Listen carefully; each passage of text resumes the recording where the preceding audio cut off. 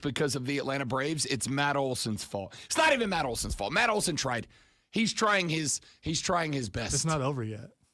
Hey, look, see, stop doing that. No, I'm not going to not move the moving thing. I'm not going to play with it anymore. Yeah, stop it. No, I'm not going to not. No, I'm going to move the moving thing because it's meant to be moved. It's on a swivel. Okay, all right? all right. If it breaks, it's the Braves' fault. I don't own it, so I don't care.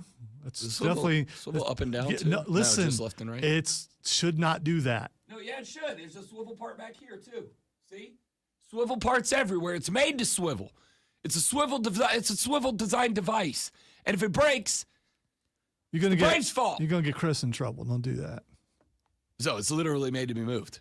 It's on two moving pieces. By the way, and it's the Braves' fault. How many things have had to be repaired in here because they were made to be moved, but people don't move them gently? So I mean, that's all I'm saying.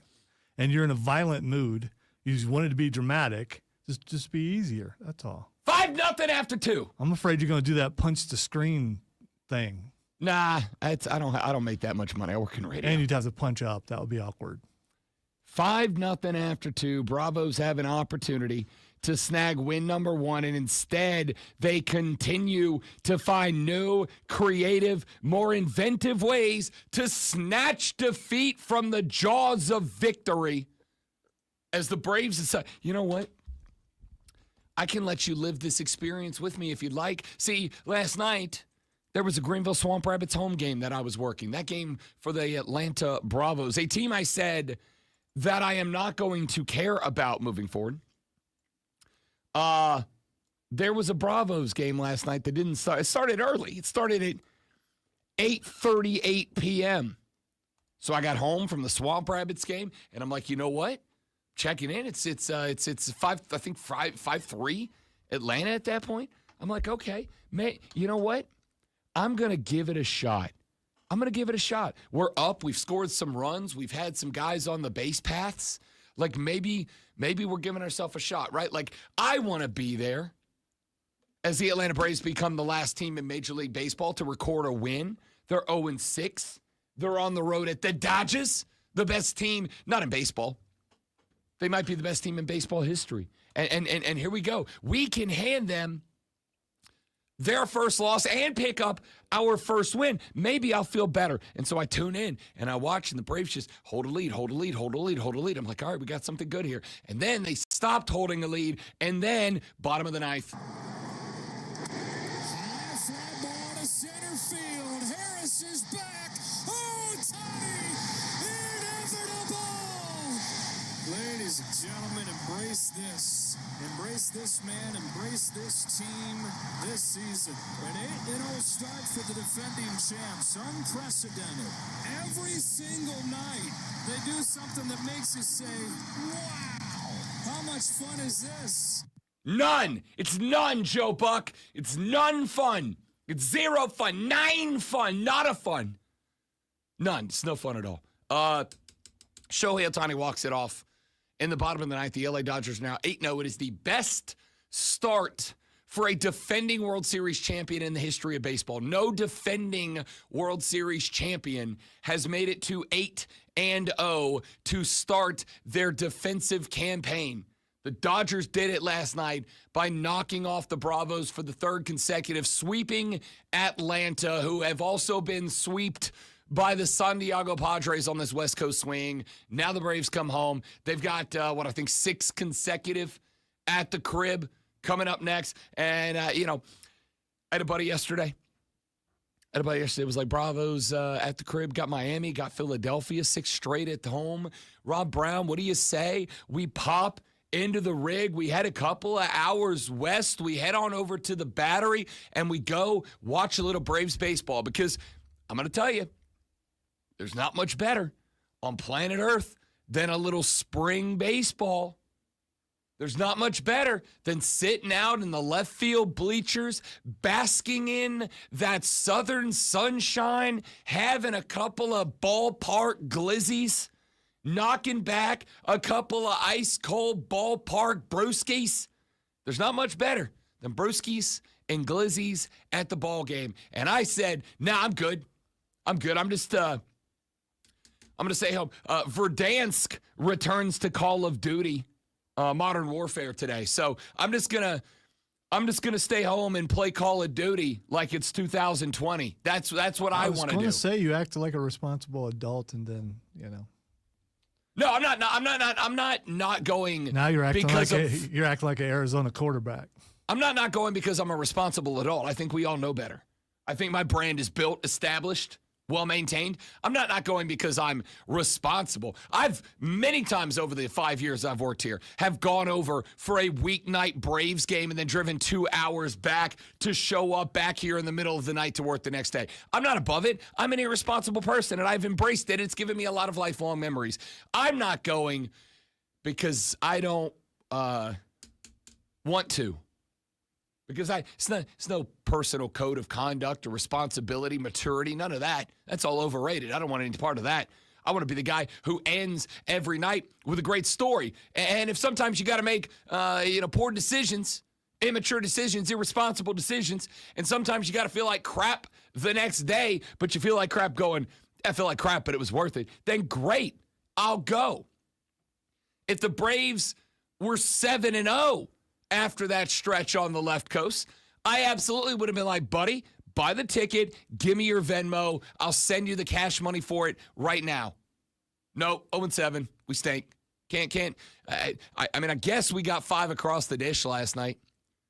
Went, I think, 5 of 15 with runners in scoring position. That's an infinite tick up from the 0-4 every runners in scoring position over the past 3 games. I mean, I guess it's an infinite uptick, which is nice. But goodness gracious.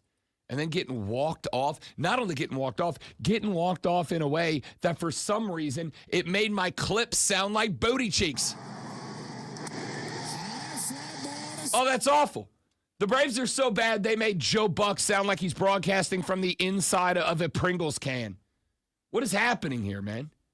What is happening here? Texter, I appreciate your optimism here. Dewey said, typically the Braves struggle against NL West opponents on the road, especially against San Diego and LA, so going 0-7 was a real possibility, but the way these games were lost is the real problem. Last night's game was lost in the 6th and 7th innings when the Braves failed to score with runners on, and why would you leave your closer that's obviously struggling in the game for 2 innings? This team is all caps, BAD, with no help in sight. Also, Joe Buck sucks. Signed Dewey. Dewey, appreciate that text. Good to have you. Good to have you talking sports on the show, not just how bad I am at my job. That's it. Not just talking sports and not telling me how bad I am at my job, but like having a good take. That's exactly it. Maybe you're still bad at your job, but the Braves are worse. That's also fair. So you guys have maybe symmetry or whatever that is. Maybe Dewey's looking at it like, well, Rob sucks at his job, but not as bad as the Braves suck at theirs. Look, struggling on the road against 2 very good NL West teams. I think San Diego's a wild card team. I think San Diego matched up with LA in the postseason could be real interesting because I do think that the Padres have actually enough on the bench to get it done. I think the Padres are going to be one of the teams that can threaten to disappoint the LA Dodgers in the postseason. I absolutely agree. You played 7 games. If you're going to convince me that you are a genuine threat of any type, you got to win 1 out of 7 on the road, man. You got to win 1 out of 7 because all this team has showed me is if they end up as a wild card team out of the NL East and they got to go out to San Diego, that's a realistic possibility. They got to go to Los Angeles. That's a realistic possibility. If they end up having to go to either one of these NL, or by the way, San Francisco, who's in that mix too. If they end up having to go to any of those ballparks on the road for an extended period of time, they're gonna get it handed to them. I genuinely, after a week, today is the 1 week anniversary of opening day in Major League Baseball. After a week, I do not, if I hear one person going, Rob, there's a lot of games left. There's 100, what do we got? 149 games left to go. You don't want anyone speaking truth to your panic. No. I don't want a word about how we've played 7 of 162. I don't want a word about, Rob, there's 155 games left. I don't care. I don't care. You had 7 on the road. You didn't win one. Not just didn't win one, but every single one of the problems that you had last year, you have this year. You have guys who can't hit in the clutch. You have a baseball team that in 5, 6, 7, 8, and 9 fall apart at the dish. You have no relief pitching. Everything's the same. So everyone's healthy, and this is a full team. It doesn't matter. Also, they're not. Oh, okay.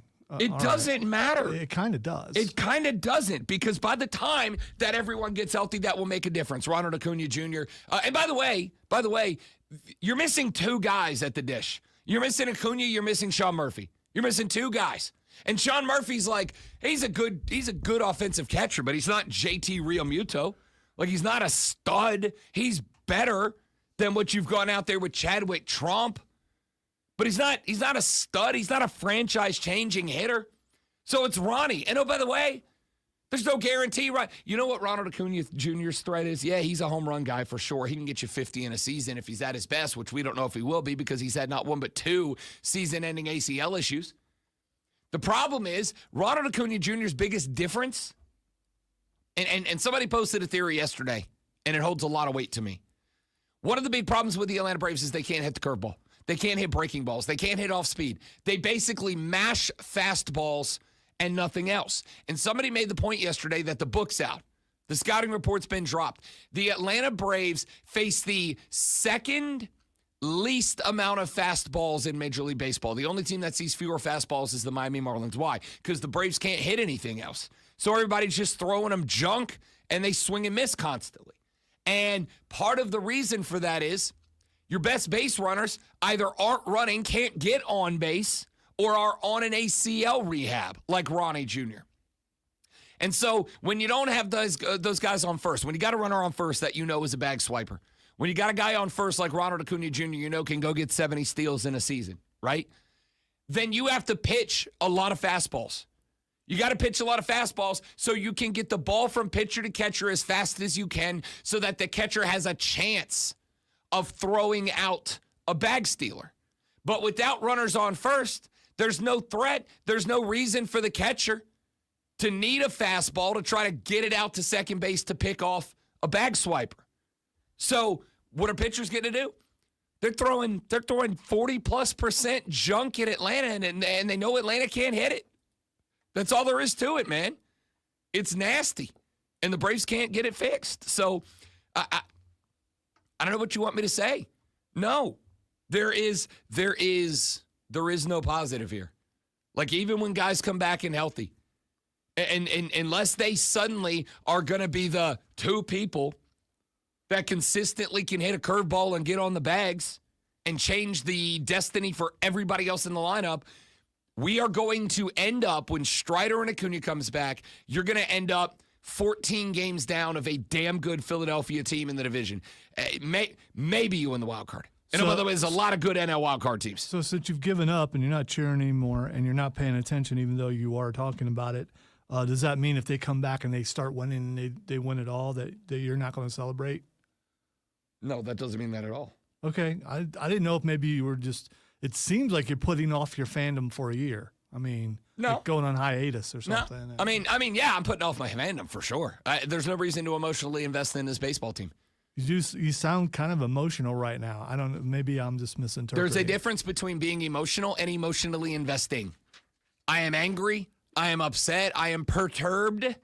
I am bothered. I am frustrated. I'm irate. I'm not mad. I'm disappointed. I'm all those things together as one. I am one big ball of negative emotions right now. 1,000%. If in 3 months from now, by some grace of the baseball god's miracle, the Atlanta Braves are in any way, shape, or form, even in a wild card playoff spot, they are, 1 week into the season, the only Major League Baseball team without a win. If by an act of the baseball gods, they're in any way, shape, or form close to a playoff spot, let's say this day in, May, next month, No, I'll come in here and I'll go, hey, what a way to rebound, boys. What a way to rebound, fellas. Way to get it together, boys. Way to slug. But that's not going to happen. Pal. So why emotionally invest, man? Why would I do that? That might be all the baseball I can handle today. This team's so bad they've got me and Dewey on the same side right now. That's how bad they are. A dude who has spent the last 2 months texting the show every day telling me how much I suck at my job and trying to convince my bosses to fire me. He and I have shaken hands and reached a truce agreement just to complain about the Atlanta Braves. That's how bad that team is right now. All right. We got a lot we got to get into. We got some football, basketball, baseball, soccer, hockey, and more over the next 4 electrifying hours of sports talk entertainment. I shan't promise I'll be in a better mood, but I don't want to ruin Lonzo's day, so I'll try my best. I'm Rob Brown. He is the great one. You're listening to The Rob Brown Show. You're listening to The Fan Upstate. Good morning, South Carolina. And I just realized how much of like a 1980s bad guy Excuse me? trying to shut down Wall Street haircut I got going on right now.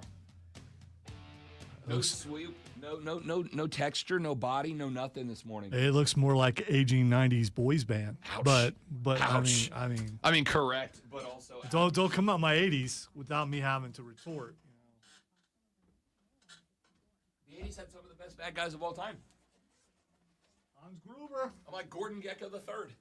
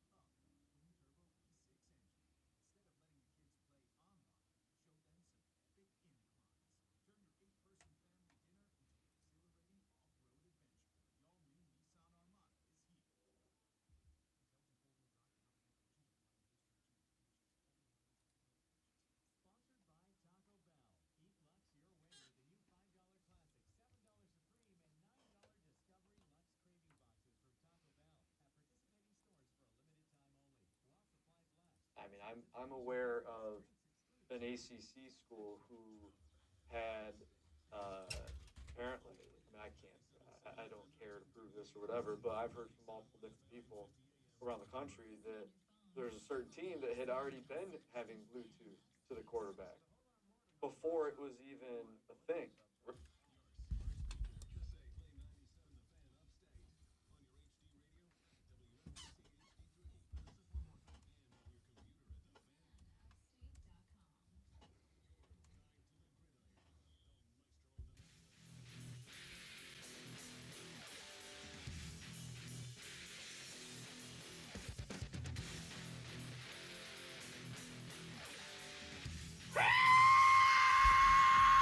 Kane texts the show, said, good morning, Geek. Scotty from BMW texts the show, said, Rob, stop worrying. Everything is okay. The Yankees are good this year. Cool, Scotty. Cool. Congrats, buddy. Hey, here's a fun story. The college basketball transfer portal is open. Transfer? Yeah, I know. I was already committed. The college basketball transfer portal is open, which is the very first thing that I said in this segment and nothing else. And if you think I did, your memory is clearly flawed. Huh? It's the circle of life for Michi Johnson.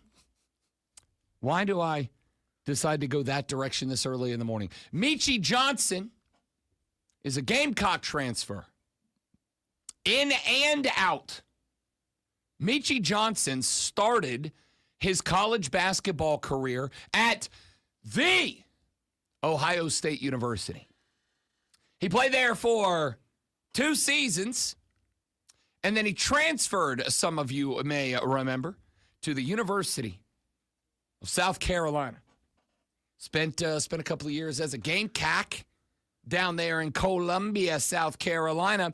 And then, going into last year, Michi Johnson decided to transfer away from South Carolina. He transferred to Ohio State University. So he spent 2 years with the Buckeyes. The Ohio State University. He spent 2 years with the Buckeyes. He hopped in the portal. He came to Columbia. He spent 2 years with the Gamecocks. He hopped in the portal. He went back to Columbia, Columbus, Ohio. Did a year with the Buckeyes, and then said, you know what? I had a good time in the scarlet and gray, but I'm going to hit the transfer portal one last time. He's got his COVID year of eligibility, as his first year in Columbus was 2000, the year of the COVID, which meant he got the extra year of eligibility. So he popped in the portal. He's headed to, you want to take a stab at where he's transferring back to in the Rob Brown Show Home Edition? I already know, so I'm not going to. Oh, well, that sucks the fun out of it. Yeah, sorry. You had the opportunity to be dramatic like me. Columbia. He is coming back to South Carolina. My man did 2 years with the Horse Chestnuts, 2 years with the Cocks, another year with the Horse Chestnuts. Now he's back to the Cocks. Why is this a story? You have praised the ability of these kids to be able to go where they want to go. No, I'm great with it. Yeah, it doesn't bother me at all. However, there was like a social media uprising yesterday about it. Not even really from South Carolina fans, because, hey, they're getting a good player. It's the second and final season, final stint with the Gamecocks. Michi Johnson was there with B.J. Mack, Talon Cooper, Colin Murray Boyles as a freshman, led the Gamecocks to their first NCAA tournament berth since 2017. When I know I also said berth. Yeah, I was just gonna let that one go. I don't know what's happening to me. I don't want this to be a thing, so I was like, yeah, I'll just let that one go. How many years does he have left? Just one, right? This will be it. Okay, this will be it. Michi Johnson was the leading scorer for a team that broke school records, including 26 wins on that season. He's a 6'2", 185-pounder who averaged 9.1, 2.5 boards, 2.7 assists per game in his 10 games at Ohio State. He did sit out the remainder of last year. After just 10 games, he did sit out the remainder of the year for personal reasons. And from what I understand, effectively, he was having some mental health issues that caused him to step away from the basketball court. Now, I don't want to read between the lines. As far as I am concerned, mental health issues are a real thing. They cause problems for real people. And if someone says, I am having a mental health issue and I need to deal with it, go bananas. Absolutely. Take your time. Get right. Nothing is more important. So I'm not going to question what happened.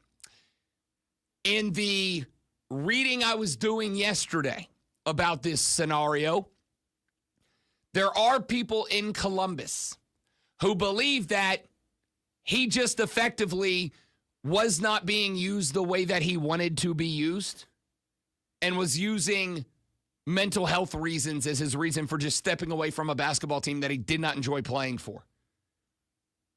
I don't know. I don't personally care. My question mark for the Gamecocks fans out there is because, again, I was chronically online checking into this conversation yesterday. And by and large, the Gamecocks that I came across on the internet, did not interact with, but came across yesterday on the internet, didn't really seem to care. They seemed to be fine with it. Dude was a big part of the last successful run of Gamecock basketball. Let's call a spade a spade. I'm still a Lamont Paris guy, but that team stank last year.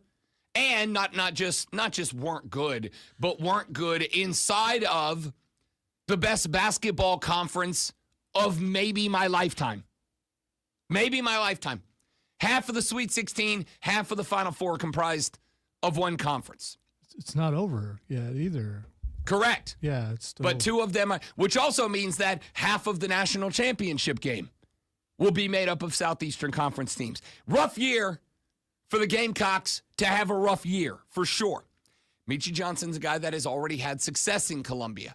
Not just had success in Columbia, but was a part of the most successful run that the Gamecocks have had in a very, very long time. So Johnson is now the third transfer portal pledge to join the team in this window. Joins former Providence big man Christ Esendonko. Sorry, I'm going to get that one right eventually. And North Dakota guard/wing Trayson Eaglestaff, who both committed over the weekend. South Carolina has been active in the portal this offseason. Makes sense. They are going to have to rebuild the roster after a, we'll call it, disappointing season last season. But you go get a guy who's got familiarity. You get a guy who has been a leader on this roster in a year gone by, who had some immense success with South Carolina the last time the Gamecocks had immense success. My question mark is, again, for Gamecock fans, and you can text the show. The Hub City Spartanburger text line is open, 844-326-3663. Is there any part of you that is uncomfortable with this? Is there any part of you that is uncomfortable with a guy who was there once, who came in as a transfer portal player, then left, transfer portaled out back to his old school, was there for a year, and then left again and transfer portaled back to you? Doesn't bother me at all. You have the right to switch jobs.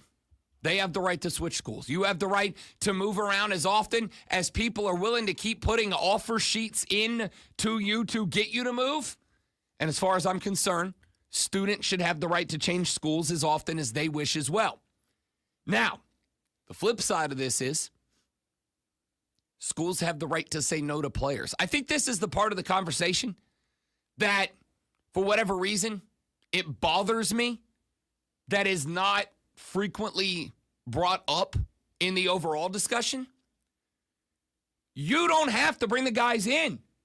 I have listened for the past month and a half. Oh, it's transfer portal's ruining. It's ruining college basketball. It's done ruined college basketball. It's ruined college basketball because you get these guys and they go to the small schools and they get experience and they get better and then they move up to the big schools and then they hop around for more and more money. Okay, don't sign them. Don't sign them. What do you want? If you don't like that a guy went to Ohio State, went to South Carolina, went back to Ohio State, coming back to South Carolina, if that makes you uncomfortable, if you don't like it, if you think it's done ruined college basketball, tell your school not to sign him. And if your school is going to sign him and you don't like that your school is going to sign him, then don't watch it anymore. Don't pay attention. Don't shop at the places that are giving the guys NIL deals. Don't participate. We do this with the NFL every year. We do it with MLB, NBA, NHL, MLS. We do it with every major professional sport. If you don't like the way that your team is being owned and operated, if you don't like what the league is doing, don't watch it. Don't participate. Reach out. Tell the sponsors, look, I don't like what's happening with my team. I don't approve of it. And therefore, I ain't coming to your store no more. And if enough of y'all do that, and those stores go, all right, it's actually costing us more to sponsor this team than to not, we're going to stop doing that. And you make that move, eventually the power players go, hey, we're losing money doing things the way we're doing. We're going to stop doing those things the way that we're doing those things. We're not going to do those things anymore. If you don't want the guy, don't sign the guy. There's no obligation. There's no mandate that a guy goes in the portal and he must be picked up by your school. So I don't know. This doesn't bother me all that much. Like, he's got the right to go to school where he wants to go to school and to go to school for whatever reason he wants to go to school. And if he decided after 2 years in Columbus that Columbia was better, great. And after 2 years in Columbia that, maybe I was wrong, maybe Columbus is better, great. And then after 1 year in Columbus goes, no. Actually, I was right the first time. Columbia is better. I'm going back. Great. If you don't like him, don't sign him. If you don't like that you signed him, check out. I don't know what to tell you. All right. Michie Johnson, 2 years at the Buckeyes, 2 years with the Gamecocks, a year with the Buckeyes, coming back for one more year, his final year, his COVID year of eligibility with the Gamecocks. Where do you land on that? You good with it? 844-326-3663. 844-FANFONE is the number to text, to call. Give us your thoughts. Rob Lonzo and you, the Rob Brown Show's on the radio. It is the Fan Upstate.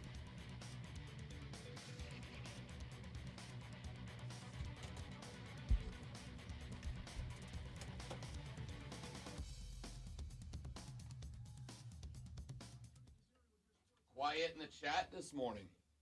I see y'all watching. Quiet in the chat.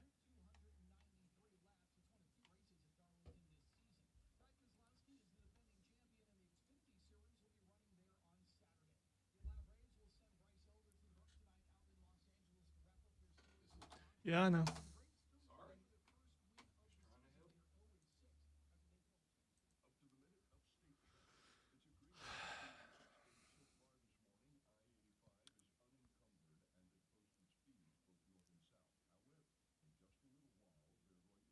It's not Tim's fault. Well, it is kind of, but he does because he doesn't know sports and doesn't.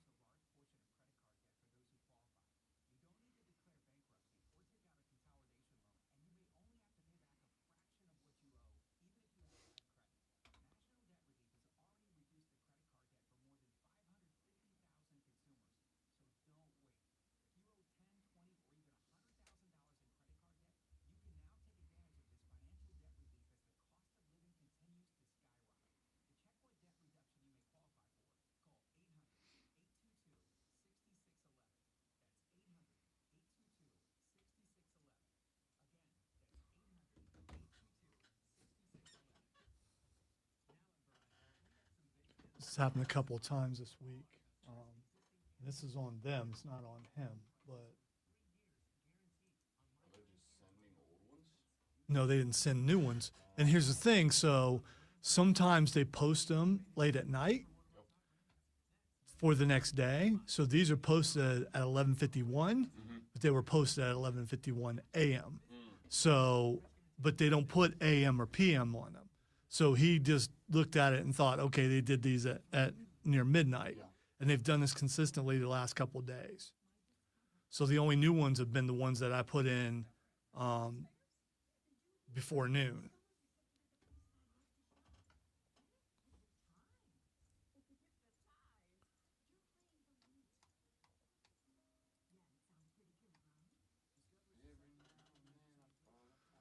Can't sing that song. It's their song. It's not yours.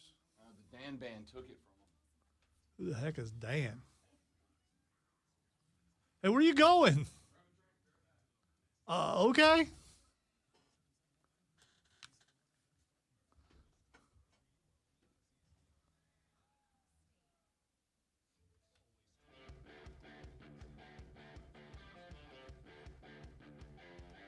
I'm a winner. I know how to win. I am the hype! Wonderful.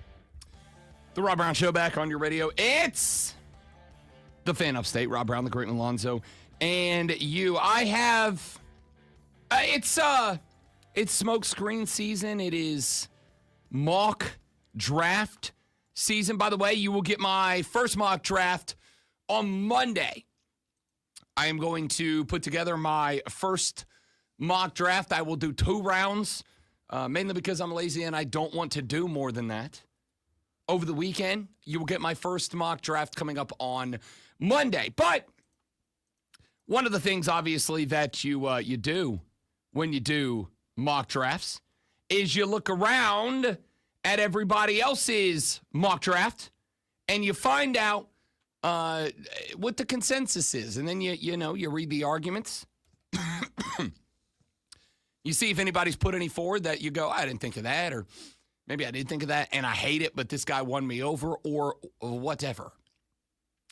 There's a conversation ongoing right now because one of the most popular takes among the mock drafters of the world is that the Carolina Panthers will be looking for, potentially, a wide receiver at draft pick numero ocho. Pick number 8. That's ocho, not ucho. I don't know what's happening to me this morning. Okay? The struggle bus is parked squarely on me. This is my fault. I came in and told you that I was having all these problems, and you took it from me. And I appreciate you can give back. No, I'll take it back. I'm a giver. I'm here to help.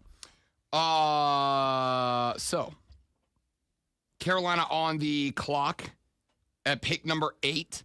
And one of the most popular opinions amongst the mock drafters right now is that Carolina will be in the market for a wide receiver at that spot. So I wanted to ask y'all, we kind of touched on this briefly yesterday, but I wanted to ask y'all about Arizona wide receiver Tet McMillan. Tet has been in the news because Tet was doing a kind of a podcast. It was a weird setup, a weird situation. He was doing like a podcast, but he very clearly couldn't be bothered to like invest in it, right? Like, if you haven't seen it, it's worth a look-see on the internet. He is turned to the side of the camera, like if you're watching the stream, he's like this, right? Like he's not even really looking at the camera or talking to the guy who's talking to him or whatever. And he's eating lunch. And he's just kind of like, yeah, nope, yep, yeah, yep, nope, I don't really do that, yep, nope. He's very divested from the interview that is taking place. And during the conversation, the interviewer says, talk to me about picking stuff up on game film. And Tet, once again, not looking at the camera, kind of being indirect with the guy asking him questions, says, Dad, I don't really watch game film. Now, I heard that, and my gut reaction was, well, I'm out on this cat. I'm out on this guy. But then I thought about it. I was like, am I though? Like, am I? Because Ted McMillan is at the best the best wide receiver in this draft. And at the worst, he's the second. I'll let you make the argument because of this, the third. The dude goes 6'4", 220. The dude checks in with a let me pull all of his stat categories here because I want to give you the full breakdown. That is not not. And that's how you get your website blocked right there. That's how you get your website blocked immediately. Okay, the dude goes 6'4", 220, got a 10-inch hand, a 31.5-inch long arm. That's his reach. He's got height. He's got length. He's got weight. He is a possession wide receiver. He's got the size and the frame to be a... Did you say 10-inch hand? Yeah, that's big. That's covering the ball right there. I mean, it'd be hard to miss the ball if you got a 10-inch hand. He's a jump ball dude. And now I will say that you want the negatives. He's not a great movement route runner. He's not a guy that comes out of breaks quickly and smoothly. So he's a jump ball guy. He's a dude that is not going to be a big-time deep route runner. He's a dude that is a red zone threat. There are some spots where he plays a very instinctive style of football. That is to say, he's going to respond to a DB, and you just got to throw it up and let him go get it, and he can go up and go get it. I think the dude can be an elite wide receiver. He's not going to be an X. He's not going to be a guy that I trust as the number one. I'm not going to get him running in any style of snappy offense, but he's a dude I can throw out opposite my X. I can run, or honestly, as a Z, maybe lined up underneath the X, right? I'm going to send my one deep. I'm going to run this guy under him. If he ends up one-on-one, I can throw a jump ball. If they decide to leave another guy underneath to prevent him from getting the jump ball, bang, my X is open. There's a lot of potential productivity in Ted McMillan. But he says on this podcast, the podcast that he clearly couldn't be bothered to do, which then great, don't agree to do it, but he can't be bothered to do it. They said, talk to us about how it is that you learn to watch game film. And he goes, yeah, I don't really watch film. And there's this big discussion, debate, whatever, about whether or not that makes this kid undraftable. And if so, how far down would he tumble before somebody goes, I don't really care if he doesn't watch a bunch of tape. The dude's big as hell, and he can go get the football. I got to have this dude on my roster. Where's that line? All right, this is confusing because if he's good enough to be in the conversation to be one of the first receivers taken, that means he's pretty good, right? He is very good. And so if I'm an NFL guy that's in charge, I'm looking going, okay, he did this without supposedly looking at film. Think of how much better he's going to be when we get him into the groove and teach him that's part of the NFL. I don't think it's so supposedly he did really well without watching film. Think of how much better we can make him when we bring him to our franchise. Yeah, but I think that the conversation... I don't understand how it's a negative. I don't. I mean, he's either good or he's not. Okay. Here's where I'm going to come from, or at least I will devil's advocate that side of the conversation. Number one, the dude's obviously watched game film because you don't play for a football team and not have film meetings. Okay? So he's watched some film. Now, this is where you get into that conversation of how dedicated are you? How much do you want it? How bad do you want it? And, there are guys, you've heard the stories about Peyton Manning and Drew Brees when they were at their best. And obviously it's quarterbacks, that's different. But they're the first guys that spring to my brains. Talk about guys like Brees and Manning. Cats that lived with game film. If they were not actively playing quarterback, they were sitting there with their tablets watching film learning, breaking down, evaluating, whatever. It is the whole concept of the Mamba mentality. The quest for greatness never turns off. I can watch film and I can see what I'm doing right and what I'm doing wrong, what I'm doing well, what I can do better, what I can do way better. And I can be fixing these things. And it is kind of one of those spots where I remember when I was growing up, when I was a youth. And with school, stuff always came easy for me when I was growing up.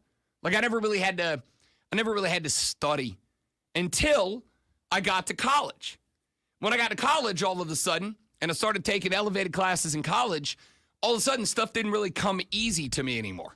But at that point, stuff had come so easy to me for so long that I didn't really know how to study.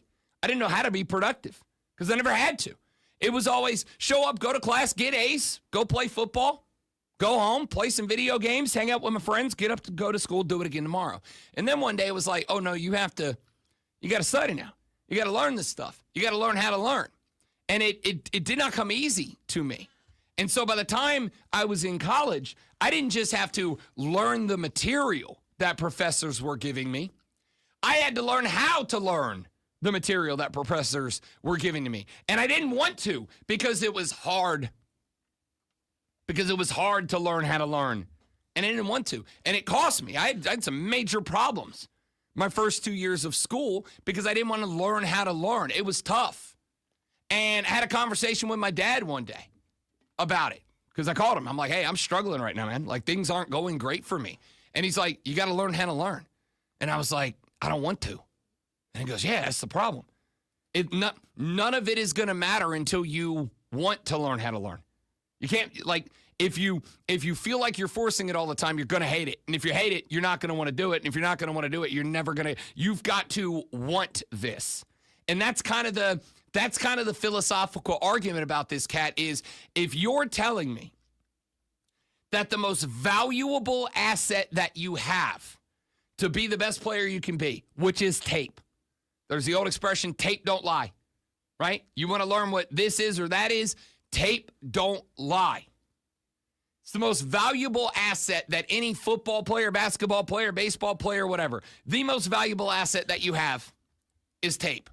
It is going to show you the glaring inadequacies in your game, in your route running, in your pass catching, in your this, and your that. And Tet said with his whole chest on a podcast, yeah, I don't really want to do that. And so the question mark is, if you know, because we're all taught from middle school, tape don't lie, it's your number one tool for improving yourself in your game.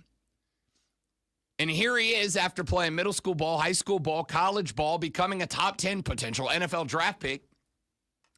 He's got no problem saying on a podcast when he knows good and gosh darned well that the general manager of every NFL team with a first-round draft pick is watching, is listening, is paying attention. They know every meal he's eating, every conversation he's having, every smell, every sight, every taste, every sound that enters his nose and eyes and ears and probably comes out of them as well.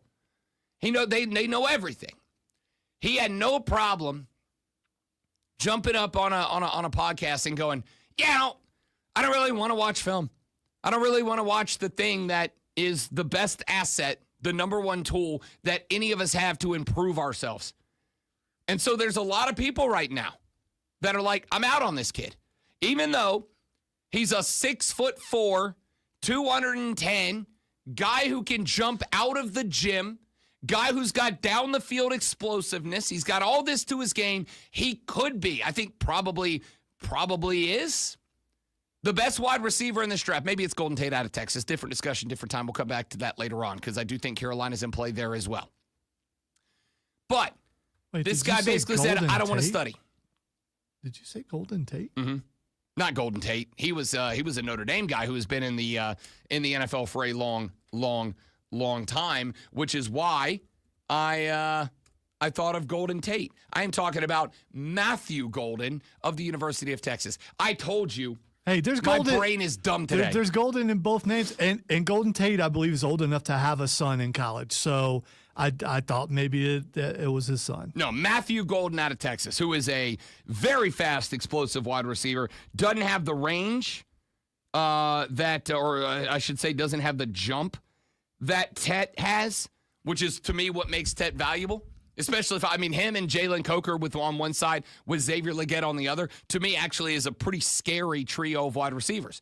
But the question mark is, if I got a dude who knows that GMs are watching and listening and paying attention to everything that he said, even if he is being honest, which is what we all say we want out of our athletes and our coaches and our GMs, right? Be honest with us. He's being honest. I don't want to watch tape. It's boring and I don't like it. I respect that. I understand that. You got to do it, man. Maybe it's he your number one believes tool. he believes he's talented enough that he doesn't need to watch tape. He goes out and plays his game. No one can stop him. Maybe it's just a confidence You thing. know who ruined that for everybody? Kobe Bryant. Kobe Bryant ruined that for everybody. The Mamba mentality ruined that for everybody. Because if at the height of his game, Kobe Bryant was still the dude that was telling stories about having stories told about him, that as the best player on the planet was the dude that was in the weight room at 3:30 in the morning and on the practice court at 6 a.m. by himself, and then back on the practice court with the team at 9 o'clock, and then back on the practice court at noon by himself, and then back on the practice court at 2 with the team, and then back in the weight room at 5 p.m. by himself, and then doing the nutritional, doing the this, doing the that, and he was the best player on planet Earth. No one else gets to say, I'm good enough. I don't need to do any of that. Yeah, I disagree. Some people have to work harder to get to where they are, and other people's are just peoples. Other people's are born with that kind of talent, and they don't have to work like Kobe Bryant was born with that kind of talent. That dude could have done none of that and still been one of the best basketball players of all time. But he said, I'm this good, and even if it's only going to take me from here to here, a lot of people are here and working out, take them to here, but Kobe's here, and it's going to take him to here. And he goes, that's good enough. That's a good enough reason to bust my ass. Can you find someone more modern? Lonzo, do you not To want compare somebody? to? Do you I want just- somebody who works harder? Don't you? If a producer comes in here and says, I am unwilling to listen back to any of my shows because I'm good enough, you'd be like, nah, that's not good enough, right? No, that's not true. I will listen and see how good they are. If they're that good, they don't need to listen back. I'm not going to say I'm sorry. I just disagree with you. And I don't like the comparisons to Kobe Bryant because I don't think he was that great. And I never will, never have. I'm sure there's other people you can compare it to, but why him? I guess he was your guy when you were growing up, so that's your go-to guy. But there are people who are just good, and they don't need to put in all that extra work. When I hear about someone putting all that extra work in, either they're older and they're trying to stay relevant with other people, or they're not as talented as the people around them, and they have to work harder to be equal with the talented people. I have been in this game for 17 years. Lonzo and I have won 3 out of 4 South Carolina Broadcasters Association Sports Talk Radio shows of the Year awards. I have been hired to host nationally syndicated radio programs. I have been hired in like 6 different markets across the Southeast to work. I'm good at this job. And I still listen to segments and shows to go, what am I not doing good enough? How can I be better? Tet just said, nah, I don't do that. I'm good enough. Yeah, that's you. Not everyone has to do things the way you do them. I don't care what anyone else says. I don't want to listen to other people because I don't want to I don't want to accidentally do what they're doing. I want to be me. No, but that's the thing. The thing is, I'm asking you to watch you. I'm asking you to listen to you and go, where can I be better? If you genuinely believe I have no room for improvement. If you are the type of person that goes, I can't be better. I'm the best I can be. I don't need to watch tape because I can't improve myself. We just fundamentally disagree on life. Okay, I get better by doing, not by watching other people doing, and so I don't understand. As my old that basketball coach mentality. used to say all the time, if you go out there and you practice 1,000 free throws and your free throw form sucks, you didn't get better. You just practiced the 1,000 free throws. Yeah, poorly. that's on coaching. That's not on the person who Correct. practiced. And what poorly. does a coach say? Here is what you need to fix. Go watch yourself and learn what you need to fix. Okay, That's what a you're coach using does. Your buddy tone. Because I can't believe you didn't say buddy at the end. I'm so I really, disappointed. I stopped to myself. Just so we're clear, I really did stop myself. All right, let's take a break. We'll come back here in the next hour of the show. I do want y'all's opinion. Ted McMillan, you in or you out? A guy that openly and with his full chest says, "Yeah, don't watch tape. I don't like watching tape." Does that put you off on the guy, or do you go, he's 6'14", 225 pounds, and can jump out of the football stadium? I don't care. Where do you land on that? Is that positive, negative, or are you net neutral on Ted McMillan after those comments? We'll talk more about that later on in the radio broadcast. We got your water cooler cheat sheet coming up. Lulu Kesson and Rashad Beard have both got to move to tomorrow. Lulu obviously has coming up today. She is with the South Carolina Gamecock women basketball team. The NCAA media availability is during our time, so she'll join us tomorrow. We do have Mario at 9, Fight Club at 9:20, and a Sports Flash now. By the way, 10-inch hands, I don't care if he watches film or not. The 7th consecutive loss of the Atlanta Braves was the most dramatic so far. Atlanta held a 5-0 lead over the Dodgers after just 2 innings, courtesy of 3 Los Angeles errors and RBI doubles from Nick Allen, Ozzie Albies, and Matt Olson. However, that wasn't enough. The Braves wouldn't find the plate again. The Dodgers down the Braves 6-5. 10-time NBA All-Star Carmelo Anthony found out yesterday he will join the NBA's 2025 Hall of Fame class. The 6-time All-NBA selection was drafted 3rd overall by Denver in 2003. Melo ended his 19-year career scoring 28,289 points, making him the 10th highest scorer of all time. Make sure you tune in this afternoon from 3 to 7 p.m. for Wire to Wire. Cole Bryson and Diesel ride shotgun on your drive home and get you up to date on the latest local and national sports news. Great guests, great debates, a whole lot of fun. And it's all Wire to Wire. 10-inch hands. That's pretty good.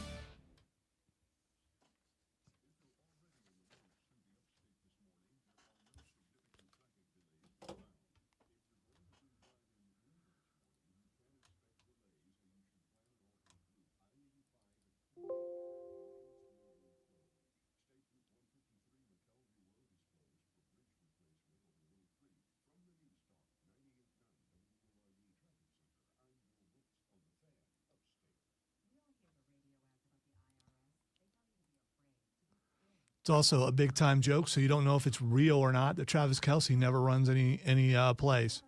That's called. He just goes out there and kind of does his own thing. So, I mean, I think there are some cases where the talent is above that. You know what a coach does? A coach goes, yeah, he's different. I want that guy.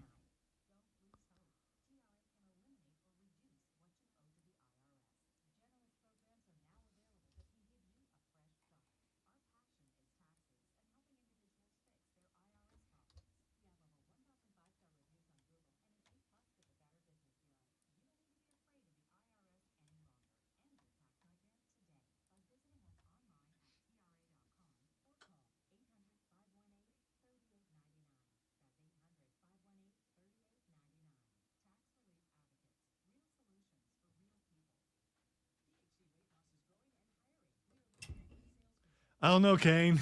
If that's the way you said it, and it text, you're having a fun morning.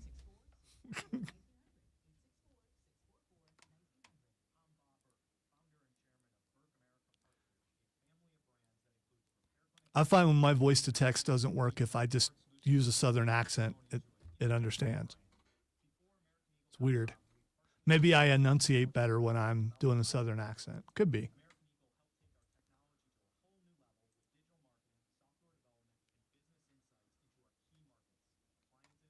Need to watch a lot of film on how to speak regularly, and maybe I'll get better at it.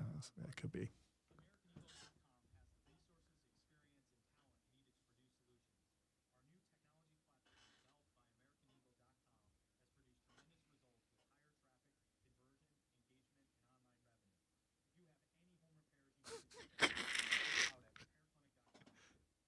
Here's what you need to do, Kane, is change the voice. If you change the voice to a Southern accent, it will understand your redneck, and everything will be good.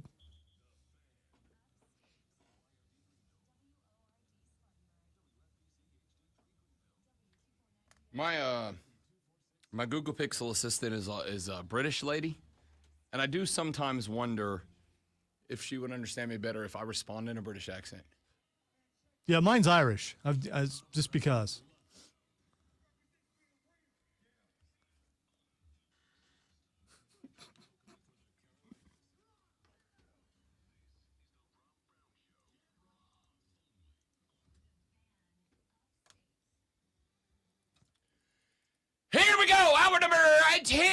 of the Rob Brown Show starts right now. Welcome back, ladies and gentlemen. It is the Fan Upstate. Rob Brown, the Great with Lonzo, and a Hugh, which Hugh can be a part of the radio program should you elect to do so. There are a variety of mediums that you may use to do so.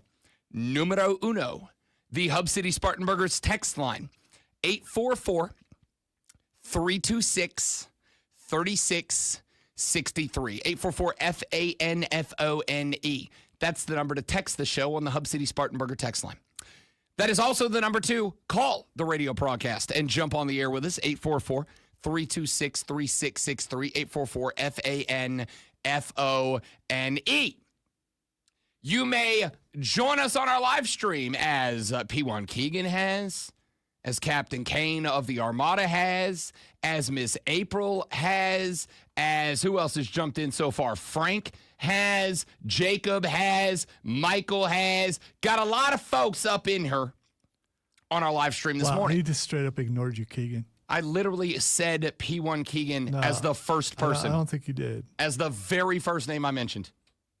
So you can join us on our live stream, facebook.com/TheFanUpstate, The Fan Upstate on Twitter, or The Fan Upstate on YouTube. You can also search The Rob Brown Show on Facebook, on YouTube, and on Twitch. If you're one of them there millennials that got the Twitcher in your pocket, you can search The Rob Brown Show on Twitch. Twitcher in your pocket. Yeah, I said what I said. Okay. I'm standing on it. All right. You can also email the show, rob.brown@thefanupstate.com, rob.brown@thefanupstate.com, or follow us both on Twitter. The Rob Brown Show is my handle. Lonzo on Word is, shockingly, Lonzo's handle. And, of course, you can get to everybody up in here at The Fan Upstate if you wish to go in that direction. We'd love to have you as a part of the Armada and the radio broadcast. We have got a lot that we're going to get to. I would like to get back later on in the show to that Tate McMillan conversation we were having. I would also like to evaluate the wide receiver class coming up in this draft, because I do think Carolina's got to go wide receiver at some point. You're looking for a breakout. You are hoping you are going to find, even if it's late in the draft, that Marcus Colston somewhere down the stretch that can come in and be your stretch wide receiver. So we're going to talk wide receiver class, because I do think that the Carolina Panthers are going to be in the market for one in this draft. I do not think that there is a free agent out there that fits what needs to be acquired by this football team. I think if you want one, you'll have to draft one. So we're going to talk about that later on in the show and plenty more. But it is 7:04 in the morning. That hurt. That hurt. He's squatting, for those of you who are not watching on the stream. I need to look at the clock that's on the other side of the room under the TV monitors, and then standing back up, my knees were like, hey, you're 40 now, guy. You're 40 now. I almost bit it on the ice last night, Zoe. I almost ate it last night. Well, here's a problem that I see. And I know this is coming from me, but you are standing all 4 hours every day, but you're not stretching before you do that. And I'm guessing maybe your hamstrings are getting tight. It's putting a strain on your back, and maybe that's why you nearly bit it last night on the ice. See, when I get going in the AM, because I'm old and I'm broken down and I played too much sports growing up, I have to stretch. It's the very first thing that I have to do when I get up. Like the alarm goes off, and there's the whole process. I have to twist the hips to swing the to swing the legs off the side of the bed. Step one. I gotta throw them to get. Then it's pushed to set up. And when I get up, the very first thing, because I sleep against the far wall of the bedroom, right? The door's over there. I sleep on that side, and the wife's in the middle. So when I stand up, I have to push up, and then the very first thing I do is lean on the wall and then stretch the calves out. Like I gotta unlock the legs, because the legs get locked up, and then I gotta stretch. I gotta lean forward, stretch the calves out, stretch the hammies out. Then I go take the hottest possible shower that a human being can take to loosen the back up. And usually there's some There's some twisting in the shower. It's not a pretty sight. Nobody wants to see it. All right. That's why I shower in the morning so that I don't so that the wife doesn't accidentally walk in on me and divorce me immediately. Got to do some twisting, some bending, some moving, some shaking to get everything worked out. And then usually you'll see me first hour of the show or so. There's some bouncing around. That's really just trying to loosen everything up because just everything hurts all the time. It's just part of growing up, I guess. Part of getting old. Anyway, now it's 7:07 in the morning. You got 52 minutes and some change before you got to get your bootay into the office, get those emails sent back out, get that TPS report filled out properly. Still don't know what that is. Watched Office Space 100 times. Still don't know what a TPS report is. Total packaging software. I think that sounds like that's pretty accurate. Sure, why not? Fill out that TPS report, get it sent off to Lundberg, and then it's time to take that well-earned break. I don't know, about 11, 12 minutes into the day, walk down the hallway, go find the coworkers that you actually like to be around and talk sports. You want to talk sports at work? Of course you do. That's why you're listening to this show. And if you're listening to this show, oh boy, golly gee willikers, are you in luck because we do this. Are you ready for the playbook of the peculiar, the almanac of the absurd, and the encyclopedia of the extraordinary? Well, you better be, because we're diving headfirst into the 3 top stories that will have your coworkers saying, "That doesn't work for me, brother." bathroom break. No. Here we go. Welcome to the water cooler cheat sheet on the Fan Upstate. Nope. It is the water cooler cheat sheet, the top 3 sports stories you need to know before you get to the office this morning and start talking sports with your coworkers. Whenst thou'st does. This is what you'll be talking about. Let us dive right in with item number 1. So the Braves stink. And we got that going for us, and which is nice. Last night, the Atlanta Braves lose again. They're 0-7 to start the season. A 7-game road trip out on the left coast. They took on the San Diego Padres for 4, the LA Dodgers for 3. They won 0 of them. Last night, the Bravos actually led 5-0 through 2 innings. In the first inning, Marcell Ozuna scored on an error. Brian De La Cruz safe at first on a throwing error by third baseman Max Muncy. Olsen got to third on the throwing error. Next up, Nick Allen doubled the left. Olsen scored. De La Cruz was thrown out at home, almost 6-6. That would have been a nice little boost for the Bravos. In the second inning, Fairchild on. Albies doubled to center, moved White over to third. Matty Ice Baby Olsen came up. He doubled to left. White scored. Albies scored. Ozuna moved to third. That was 5-0 Bravos. And then it was just all Dodgers the rest of the way. Bottom 2, Edman homered to center, a 415-foot tower. Conforto scored as well. It was 5-2. Conforto then hit his own dinger in the fourth inning. That made it 5-3. In the bottom of the 8th, Max Muncy doubled to center. Conforto scored again, as did Will Smith. That made it 5-5. And then we got to the bottom of the 9th and up to the dish like a villain in an early 90s baseball movie, except a villain who's impossible to dislike because he's just an awesome guy. Up to the dish walks Shohei Ohtani. High fly ball to center field. Harris is back. Ohtani, inevitable. Ladies and gentlemen, embrace this. Embrace this man. Embrace this team this season. An 8-0 start for the defending champs. Unprecedented. Every single night, they do something that makes you say, wow. How much fun is this? Wow. How much fun is this? None, Joe. Wow. How much fun is this? 0 fun. Shohei Ohtani walks off the Atlanta Braves. It drops them to 0-7. The LA Dodgers become the first reigning, defending, undisputed World Series champions to start the next season by reaching 8-0. They did it with a win that completed a sweep over the Atlanta Braves. Let us get to item number 2. The quest for great Get it because he wears number 8 is the reason for that.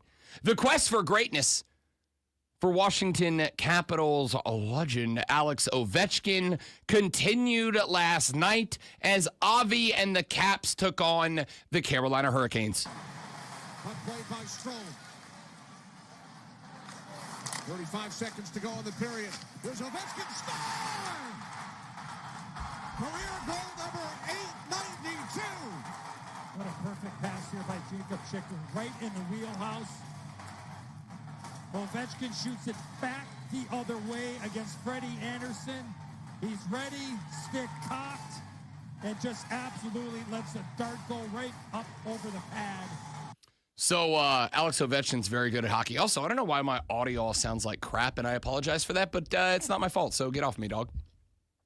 Alex Ovechkin scored his 892nd career goal. The Caps did lose 5-1 to the Canes last night. It moved Avi 2 away from tying the great one, 3 away from passing him. The 39-year-old Russian said he was disappointed in the loss and that he couldn't score another one to help the team out. Had a point-blank shot stopped by Frederik Andersen in the second period when the Caps were already down 3-0. He did get 892 in the second period on a 5-on-3 power play with 34 and a half seconds left in the period. Ovechkin now has 10 goals in 13 career games against fast Freddie Andersen. 53 overall in the 92 games he has faced Carolina and 32 in 46 in Raleigh, the most of any visiting player. He added that one last night. I don't know if you, how many of y'all saw this? I actually don't care. I loved it.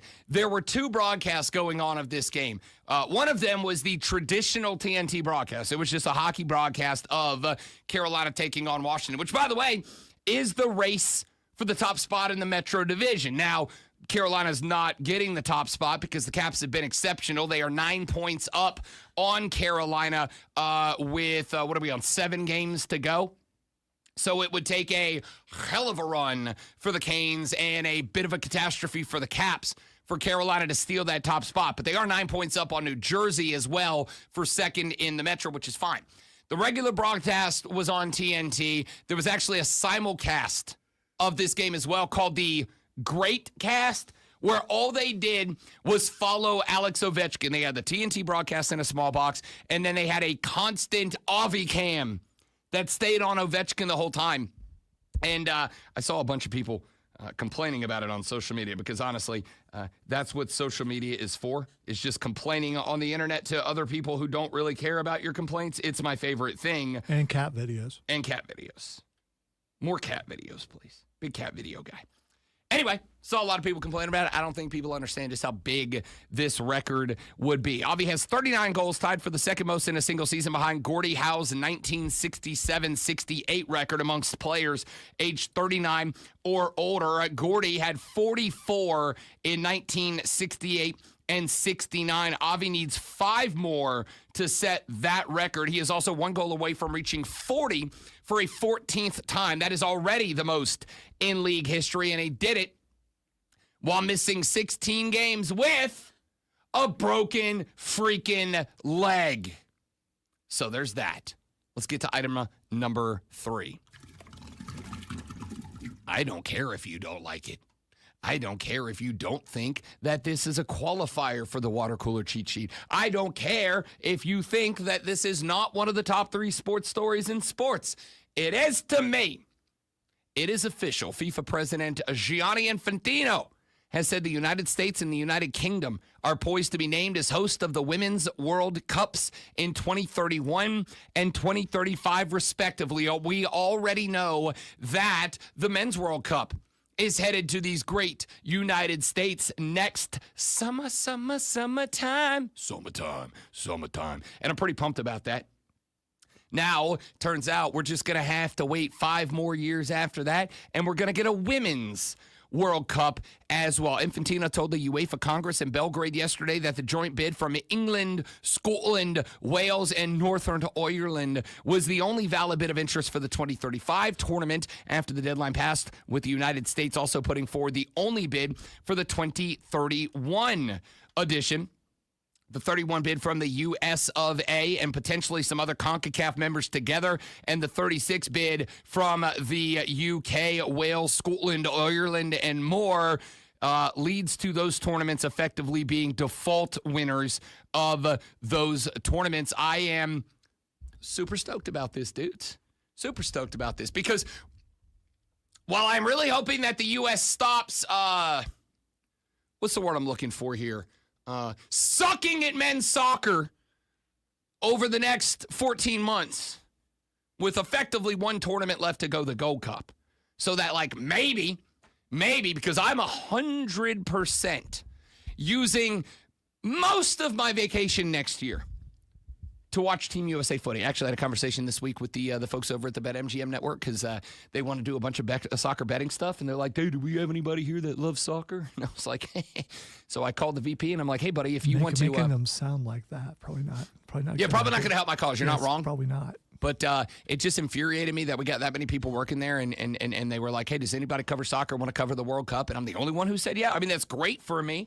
So I called the VP of the network yesterday, and I'm like, "Hey, I'll go to every game. I'll cover them all." He's like, "All right, we might have you do that." So fingers crossed. If not, I'm just taking a bunch of vacation. I'm really excited about it. But we're actually good at women's soccer. We are the powerhouse on the planet in women's soccer, and now we get a 2031 Women's World Cup. Here's hoping I don't die before that because I'd really like to go to that too. And we'll obviously already have the infrastructure in place with the men's side happening here next year. When is that? 2031. 6 years away. Dude, stop it. You'll be fine. I'll be 46. Yeah? Once you crest... That's ancient in brown jeans. Once you crest 40, it's basically the same day every day. So you're fine. It's like the world's crappiest Groundhog's Day. All right.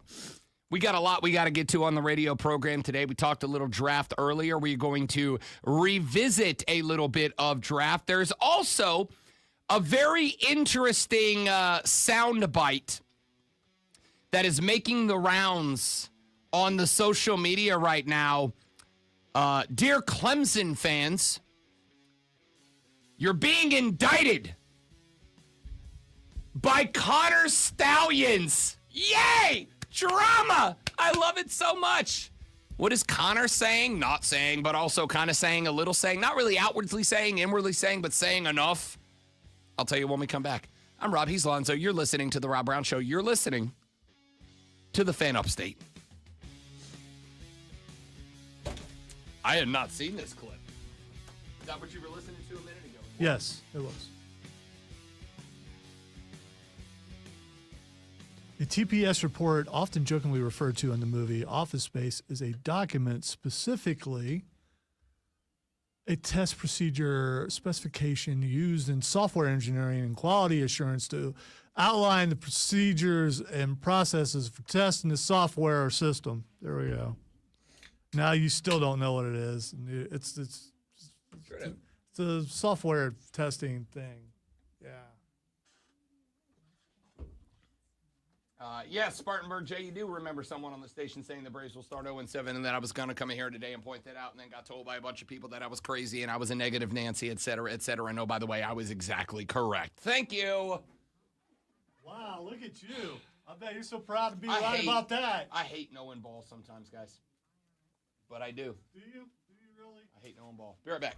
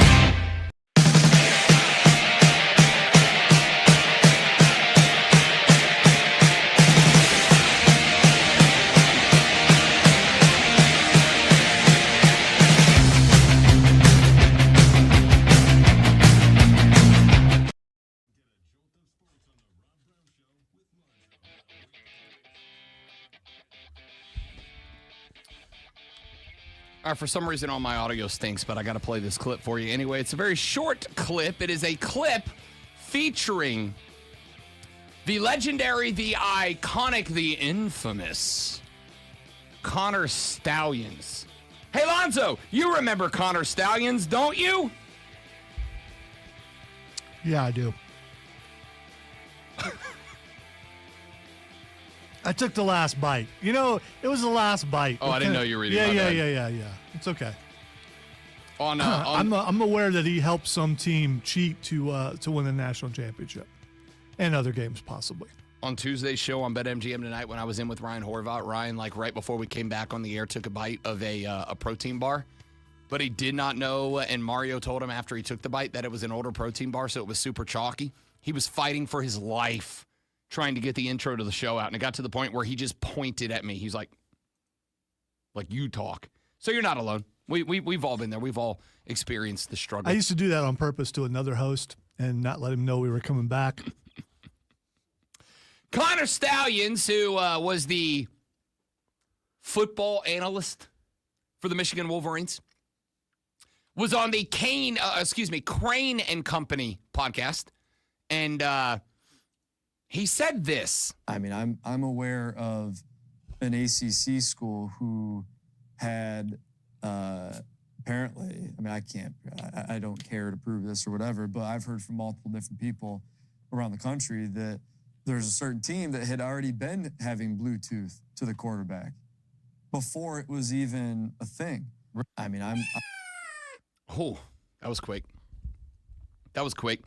So the accusation here was that before communications between the sideline and the quarterbacks was legal, headset comms, if you will, after Nick Saban and others lobbied, advocated for it, and it was approved, Connor Stallions said that he was of the belief that a particular Atlantic Coast Conference team already had Bluetooth communications inside the helmet of their quarterbacks long before it was legalized. And what's very interesting about this is that I've seen this clip. I saw this clip a couple of times on social media after Lonzo sent it to me earlier this AM. I was like, oh, this is quite interesting. Let me go look up and see kind of where this is going. And as I looked up and I saw this trending a little bit and saw some of the reactions and whatnot to it, and I looked around the internet, the internet widely believes that it's Clemson. He never, at least from the clip, he doesn't come right out and say that. He does not? Yeah, I mean, I would guess he'd be talking about a winning team. I mean, you know, some team that had won a lot. And they would be one of those. So, I don't know. Connor Stallions said, I'll take the whole college football landscape with me. It's pretty spectacular. So he gets. Who knew that guy would still be relevant? Oh, he's gonna be a character in the podcast world for a very long time, because at this point, everybody with a mic wants to talk to this cat for exactly what's happening right now. They want to try to get something out of Connor Stallions that nobody else has got. The Michigan cheating scandal, I would argue, is the biggest cheating scandal, even though it has not been treated that way since it happened. It is the biggest cheating scandal in a very long time in college football. It was something that a lot of people got very interested and intrigued by, and they made a whole ass documentary just about it. And it was one of the most watched sports documentaries of the last year. And so Connor Stallions being the central figure of that, put it this way, Joe Exotic is still in the news. Tiger King dropped 5 years ago during COVID. Joe Exotic still in the news, okay? Like, when America finds a fascination in something, it sticks. And so, considering this is one of the biggest sports stories in recent memory, everybody with a mic wants a piece of the action. so that they can get a clip going viral like Crane and Company just did with this interview with Connor Stallions. So he says, hey, I'm not gonna tell you who it is. I'm not gonna say who it is, but I am aware of an ACC program that was utilizing Bluetooth tech before it was allowed for the sidelines to talk to the quarterback. And there's some interesting angles, discussions here. One is that Connor Stallions is a lying cheater. A lying cheater. No way. I know. And so when you have lying cheaters, ordinarily you just want to disregard everything that they have to say. So I kind of want to just disregard everything he has to say. On the flip side, Connor Stallions doesn't really have a whole lot to lose no more. There's not really much that you can take away from him. By the way, I do love that he showed up to do this pod with Crane and Co. in a big old maize and blue Michigan pullover. That's pretty spectacular. He doesn't care. Now, there's some more angles to this that are very interesting, aside from the fact that he's a pathological liar and cheater. I don't want to say pathological. That's probably too far. I don't know if he's a pathological liar. I do know he is a liar and he is a cheater. And I know that as he has both lied and cheated. Or he's a patsy and he took the fall for one Jim Harbaugh. Still a liar, right? Still a liar and a cheater. You're right. You're right. Still a liar and a cheater, even if he's lying on behalf of someone else. Still a liar and a cheater. There's a couple of other things that are interesting. He said Bluetooth. Now, so I'm a big Bluetooth guy. I got Bluetooth in the rig. I got Bluetooth speakers in every room in the house. They're all named after everyone. So as I walk through the house and I'm listening to a pod or a show on the Odyssey app, AUDACY, it's free. Download it today. Search and follow the Fan Upstate. Listen to the Rob Brown Show and our fine programming anywhere in your life. And you can use Bluetooth speakers because I will quite literally, as I walk through my house, jump on the Google Pixel, swipe down, swipe over to Bluetooth, click that button, and just click on the one in bedroom, bro cave, kitchen, living room, whatever, and I'll move the sound around the house with me. Big Bluetooth guy. Here's the thing. The Bluetooth speaker in my living room does not work when I am in the bro cave. The Bluetooth speaker in the bro cave does not work when I am in the kitchen. The signal's not good enough. Now, granted, it's going through a couple of walls to get there, but like the range on my Bluetooth speaker kind of checks out around 15, 20 feet. Our house is long. It's not like a big square. It's like a row. It's like a long house. But when I go from one side of the house to the other, the Bluetooth connection doesn't work. Now, that's not to say that there's not more powerful Bluetooth. What I am saying is the Google Pixel is amazing, and it's got great range from what I've been able to tell. It's got better range than my wife's iPhone, and yet I can't reach the other side of my house. I get where you're going with this, but how do NFL teams? What devices are they using to communicate with their quarterbacks? I just assumed it was Bluetooth. I have also assumed it was Bluetooth. I believe that it is Bluetooth. So that is part of the reason that I'm like, I'm not gonna use that all right, here's to write that off. Here's a problem I have with this. All right. Supposedly, Dabo doesn't embrace modern things. At least that's what I've heard from everyone. So, he doesn't use the transfer portal. He's still having trouble using a cell phone and all these jokes that you hear about. How could he possibly use something so advanced and underhanded if he can't do all those other things? I don't know. That's why this is interesting. Is this a baseless, wild, speculative guess? Perhaps from Connor Stallions? An enterprising Ute that come up with a solution. But I don't know. I would think if that were true, the people in charge would know that. You couldn't just say, well, the offensive coordinator knew it, but I didn't know that. I mean, These are just accusations. We don't know. What he's talking about. I do not know what happened. I do not know what Connor Stallions is talking about here.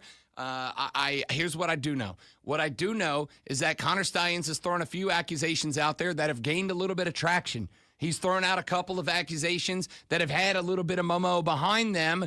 And on top of that, again, it is more than anything else, and this might be the thing we should have let off with here. The speculation is that he's talking about Clemson. Spartanburg J just popped into the chat. He goes, it sounds more like FSU than Clemson. I don't know. What I am saying Actually, is... it sounds more like Miami, but I mean, What I am saying is it would not shock me if an ACC team, and by an ACC team, I mean a lot of college football programs. Maybe, Rob, maybe it was Georgia Tech. Yeah, for sure. I mean, Tech, Georgia Tech, maybe. I'm just saying. It would not shock me if over the years moving forward, we found out that there were a lot, that's a good joke, by the way, a lot of college football programs that did shady, underhanded things in order to gain an advantage because he said shady, sports. by the way. He absolutely said shady. What do you think I said? Let's move on. Okay. All right. So, interesting enough, Connor Stallion says, I know of an ACC team that was cheating, and the online speculation immediately goes, damn, Clemson.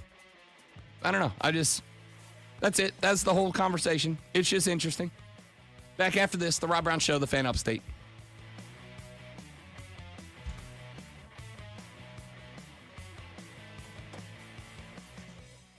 Field Yates says Jackson Dart going 21st. By the way, he said Google Pickle on purpose. So, I mean, that wasn't a slip. Will Howard or Spencer Rattler, who should the Saints keep on the roster? If they got to pick one of those two.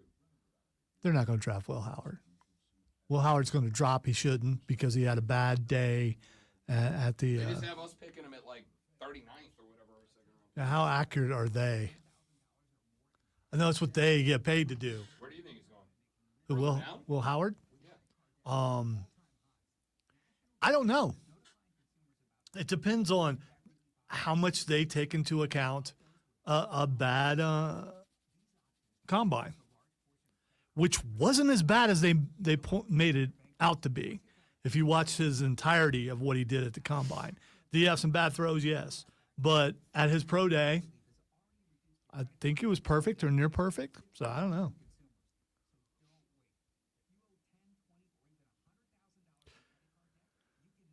The only reason why New Orleans would take another quarterback is if Carr is going to be gone. There's because is he better than Spencer Rattler? I don't know. I mean, Rattler got all the starts last year, but Jake Hayner's still on the roster too, and they've given him some money as a backup. If they do, I think it would be Carr that would be gone, not Rattler. I mean, only if somebody wants him. Could always just, cut him. They can't. Too much money. Too much money? Yep. Well, you could, but they probably won't. It doesn't make financial sense. It'd be pointless. Sense. You couldn't replace him. Don't be going too far because I got to cut this a little bit.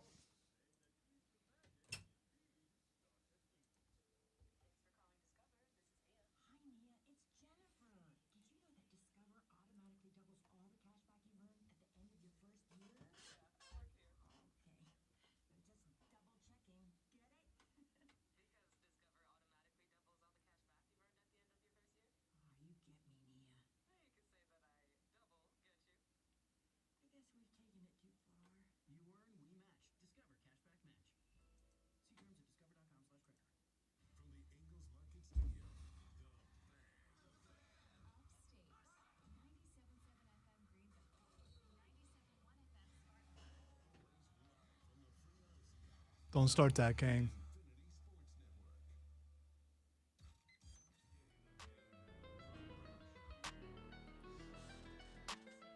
Cracker! Good morning. You stay classy. I get frustrated when I look at athletes that ruin their own legacies. I get frustrated with when I see an athlete who it's very clear that a legacy is being ruined. I look, for instance, at Josh Allen up in Buffalo because I think Josh Allen's a guy who theoretically should win at least a Super Bowl, right? Like if Brad Johnson got one, Josh Allen should get one. And I look at Buffalo and I'm like, way to do the same thing. I over really and over like again. that guy, so he should get that. Josh Allen is one of the 2 most talented quarterbacks in the NFL. That's your opinion. Okay. It's a lot of people's opinion. There have been a lot of talented quarterbacks in the NFL who never won a Super Bowl. I don't disagree, and I get frustrated for them too, specifically when it is a franchise's, an organization's fault. And in my opinion, it's Josh Allen's. Or excuse me, it's Buffalo's, not Josh Allen's. Or maybe they just can't win the big one. But this is not a conversation about Josh Allen. He's involved in it, but it's not a conversation about him. I get more frustrated when an athlete can't stop getting in his own way. Enter South Carolina's own Ja Morant. Did you see what this clown did a couple of days ago? This is a dude that I have been rooting for since he made his way into the league. This is a dude that the first year, his rookie year in the league, I'm like, yo, this guy's got face of the league potential written on him. Now, I've kind of fallen off of the face of the league conversation, much like a couple of other guys like Shaq. I'm like, what's it really mean, right? Like Chuck Barkley, I think, asked that question. He's like, what's that really mean? Now, I think we all know what it means. Who's the marquee, right? Like if we're going to put up a poster that says, watch the NBA tonight and every team's in action, who's the guy that you're putting the big picture on the top if it's a movie poster? And the answer right now is obviously LeBron James, even at 40 years of age. And there's a conversation about other guys, Anthony Edwards, Jason Tatum, Nikola Jokic, yada, yada, yada. And then there are guys who don't want to be the face of the league. My response has always been, it's not really up to you. It's not really up to you if you're face of the league. It's up to us. It's up to the people. It's up to the fans, right? It's up to us who is the face of the league. Now, you can lean into it, as guys like LeBron James have done. You can lean away from it, as Jason Tatum right now is having one of the best years that any NBA player has had in a very long time. And he's very rarely talked about, and that's of his own design. But he's going to be talked about as the Celtics make a run to another NBA title. The conversation of face of the league is a very interesting one to me. Enter Ja Morant, because I thought Ja Morant was a guy who could very well be a face of the league. And yet, Ja Morant can't get out of his own bleeping way. Ja Morant has had, we'll just say for the sake of being careful, altercations with teenagers during pickup basketball games. Ja Morant has on multiple occasions put up social media videos where he's flashing guns around. And again, Rob Brown's not anti-gun. I am a firearm enjoyer and owner. But there's a difference between I safely go to the range, I safely take my 30-aught out into the woods, versus I'm flinging it around in the front seat of my Land Rover on an Instagram Live. Especially after I've been told, don't do that again. So, Ja Morant's got that legacy being directly connected to the negative aspects of firearm utilization. The other night, the Memphis Grizzlies were taking on the Golden State Warriors. That was the game that Steph Curry scored 52 points and made a dozen three-pointers, and for a hot minute was threatening the NBA's all-time record for most three-pointers made in one individual game. And obviously that drew, as it should have, deservedly so, all of the attention, because that dude is very good at basketball, Steph Curry. Very good at basketball. Well, at one point during the game, a timeout was called. Ja Morant had just gone on a hater, had just scored a bucket. Golden State calls a timeout to kind of slow the bleeding a little bit. He's walking back over to the bench, and when you know it, he looks over at the Golden State Warriors bench, and what does he do? But he brings up his arm, and he simulates shooting a gun at the Golden State Warriors. Now, we already know that the whole simulating a firearm thing is very frowned upon by professional sports leagues. The NFL has prohibited it to the tune of a 15-yard penalty. The NBA has prohibited it to the tune of a technical foul. And here's Ja Morant, a dude who has repeatedly been in trouble for improper utilization, we'll say, of a firearm. walking off the court while, and you got to know at this point, Steph Curry's on fire. Steph Curry's knocking down everything he throws at the rim. The dude's firing up logo threes that are so clean, they're not even hitting the net on the way through, just straight through. And at a spot, at a moment, where you know Steph Curry is doing something very special. And a moment where you know Steph Curry is doing something that is going to have your game trending on Twitter. This man walks to the sideline and simulates firing a rifle into the Golden State Warriors team. And my favorite part is that Golden State, coached by Steve Kerr, not a dumb team. Quite the opposite. Pretty intelligent basketball team. Draymond Green exempted. All of them. Draymond Green's pretty smart. Draymond Green is smart. He's just dumb. Yeah. There's a difference. You can be smart and you can be smart and smart. You can be smart and dumb. You can be dumb and dumb. You can be dumb and real dumb. And you can just be a dumbass. I would say Draymond Green's very smart for being that dumb. But in that moment, if you go watch the replay, it's wildly hilarious to me. Because John Moran, a guy that could, should, would be in the competition, in the conversation to be face of the NBA, a guy that could, if he wanted to, when LeBron steps down, be the guy the NBA goes, he's young, he's wildly talented, the Grizz are good. We're going to make this guy the guy that we use to advertise the league. What's that get him? It gets him shoe deals. It gets him acting roles if he wants them. It gets him marquees. It gets him endorsements. It gets him sponsorships. It gets him millions of dollars. But he just can't stop. So he fires the simulated rifle at the Warriors, and there's a camera view from across the court up in the bleachers, up in the stands. And you see, like every Golden State Warrior player, look at the refs and be like, you see that, right? Like you see what he's doing, yeah? You're watching him right now.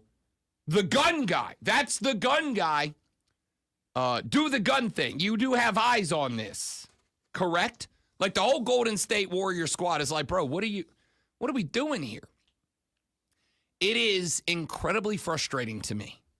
And he is not obviously the first player who refuses to get out of his own way. He's not the only guy that prevented themselves from having a better legacy by just being a clown, right? Now, some of these guys that I'm going to put on this list are guys that you're like, yeah, I mean, could have been better, could have been worse, right? But like, I kind of put him in the conversation now with Antonio Brown at this point. Like, I'm trying to think, is that too far? But I don't think it is. Antonio Brown was one of the best wide receivers of his era, but just refused to stop punching himself in his own groin, metaphorically speaking. Just refused to stop with the weird behavior. And again, I am also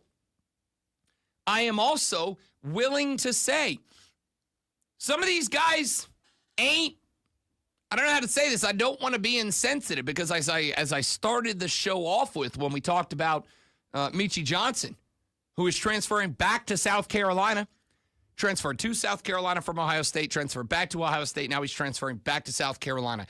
Played 10 games last year for the Buckeyes and then took off the rest of the year saying he needed a mental health break. I support that. I support any of you out there who go, you know what?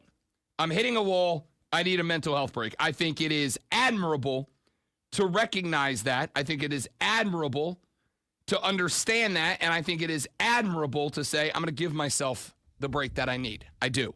So 2-1. I think I was trying to clear my nose because the other option was on the air, and I didn't want to do that. Oh, yeah. You didn't want to do that, even though you just did that. Well, that time I did just because I had to make a point. I think it is admirable that happens. I also understand that some of these cats, they have issues. And I think Antonio Brown's one of those guys. But that does not change the fact that Antonio Brown could have had a legacy of one of the all-times. But he couldn't get out of his own way. I genuinely think Michael Vick could have gone down as one of football's favorite all-time players. He played for the Atlanta Falcons. Y'all, I despise the Atlanta Falcons. And even I loved watching Michael Vick play in his prime. But the stuff that Michael Vick was doing outside of football made it, even if he has served his sentence, paid his penance, whatever. I'm never able to look at Michael Vick the same way. And all he had to do was not run a dogfighting ring. That's all he had to do. And he would have gone down as one of football's all-time favorites. Gilbert Arenas, who, again, redemption arc. Gilbert Arenas' podcast right now, I got to tell you, has been fire. He's got a lot of bad hot takes, but it's also wildly entertaining. He's got great guests on from the NBA. They have some interesting conversations. Sometimes I hate Gilbert Arenas' takes. Sometimes I love him. But it's interesting. It's compelling. It's entertaining. But Gilbert Arenas was a dude who would not stop getting into trouble with his own teammates, had an altercation with a teammate, brought a gun into the locker room at one point. Ruined his own reputation. Ruined his own legacy. Gilbert Arenas could have been, I'm not going to say he would have ever been like face of the league legacy, but Gilbert Arenas could have been in that top 10 point guards of all time conversation. I think he was that good at his prime, but he just couldn't stop punching himself in his own junk. It is so disappointing when you see athletes like this, like Ja. Just go to the huddle, dog. Like after Ja took his suspension, I think a lot of us, I can only speak for me, but based on my interactions in the sports talk media landscape, I think a lot of us were like, man, the dude's young and dumb. The dude's young and dumb, and he did a young and dumb thing. And I'm going to let a young and dumb dude do a young and dumb thing. I'm going to let him off the hook. That's stupid. I also did a lot of dumb things when I was Ja Morant's age. I'm twice Ja Morant's age, and I still do a lot of dumb things. I'm not going to pin this on him for the rest of his career. But, man, if you can't learn your own lesson, if the NFL popped you with a suspension, and oh, by the way, even if that wasn't enough, this is also happening at the same time, well, a week after, Memphis fired Taylor Jenkins, their head coach, a guy who's had success with this team, a guy who built the Memphis Grizzlies, used to be a laughingstock of the league, built them into something interesting, something special. Memphis fires him, and the narrative right now is that Ja Morant's a coach killer. That Ja Morant is a coach killer. That this is on him. And that is a narrative that is exacerbated by the fact that the day after Taylor Jenkins, who is widely liked across the NBA, the day after he's fired, Ja Morant's dad is going on 50 podcasts, being like, oh, Taylor Jenkins just never really got the best out of Ja, never really brought the best out of Ja, never really, but shut up. What are you talking about? Ja Morant was borderline face of the league for a minute there, and he did dumb things on his own. This is not on Taylor Jenkins. Is Taylor Jenkins supposed to follow Ja around and be like, hey, maybe put the pistol away, Yeah, Ja? it's been known to happen where coaches will assign a coach to go around with a player. It's happened before, I'm pretty sure. Even if that is the case, Ja Morant was in a position to possibly become a guy who was going to be the representative of the NBA. Ja Morant was a guy that was going to make Pelicans fans hate the franchise because we passed on Ja Morant to go get Zion Williamson. It was going to go down as one of the all-time oopsie draft picks. Could have had Ja Morant, could have had a great. And instead, the dude can't stop bleeping up, right? And so here he goes. He gets the suspension. He gets his coach fired, which at this point, I'm convinced he wanted to happen. That's why T. Morant had everything ready to go to be on 50 podcast the next day, right? I'm not saying it is what happened. I'm saying my speculation is this was Jaw going to the Grizz. Hey, I don't like this guy. Get him out of here or get me out of here. And the Grizz went, well, we can't lose you, man. Even if you are an idiot, we can't lose you. All this happens 3 days later. 3 days later, the season after he gets popped and suspended for half the season for being an idiot, he fake fires a rifle into the Golden State bench. Like, it is wildly frustrating to see an athlete who just refuses to not screw himself over, especially when the dude could be an all-time great. Speaking of all-time greats, Lonzo with a sports flash. Oh, that was a good one. That was a good one. I nailed that one. I got nothing. You're right. The 7th consecutive loss of the Atlanta Braves was the most dramatic so far. Atlanta held a 5-0 lead over the Dodgers after just 2 innings, courtesy of 3 Los Angeles errors and RBI doubles from Nick Allen, Ozzie Albies, and Matt Olson. However, the Braves wouldn't find the plate again. Dodgers downed the Braves 6-5.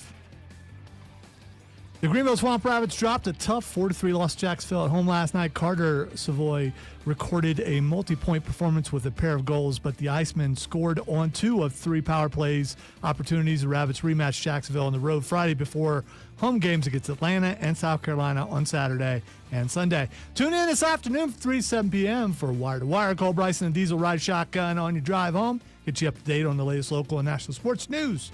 Great guests, great debate, whole lot of fun. It's all Wire to Wire.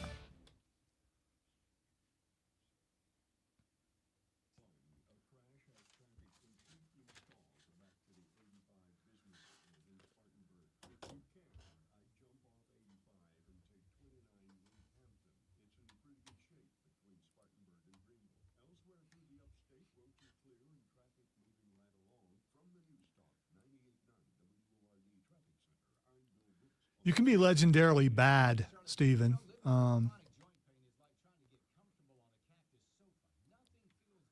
have probably peaked, though, and can probably not do any better than what I do.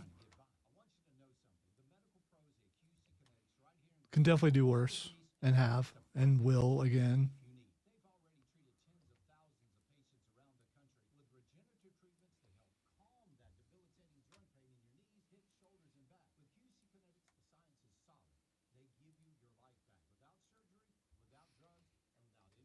Eventually, I will have to stop making the font bigger and just put my glasses on. Eventually.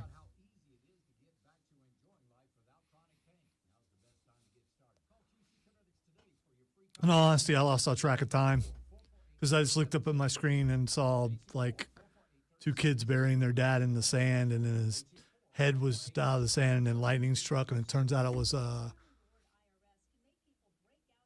one of those fireman shows.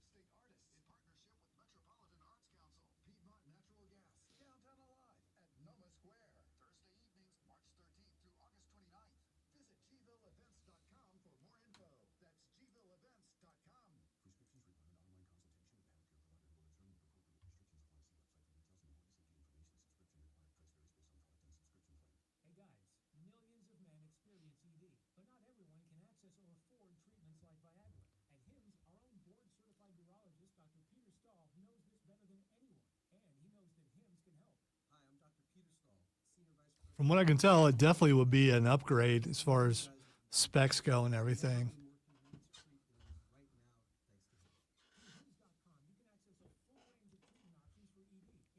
I'm going to really deep dive before Saturday, and all I know is Matthew is very excited about it. I do have some Nintendo products, but I've never been a big-time Nintendo guy.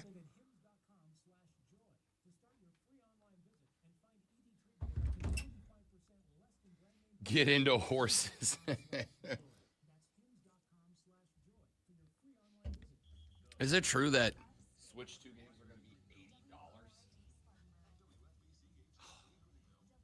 $80? Worth it. Worth it. Worth it. That's too much. That's too much. That is a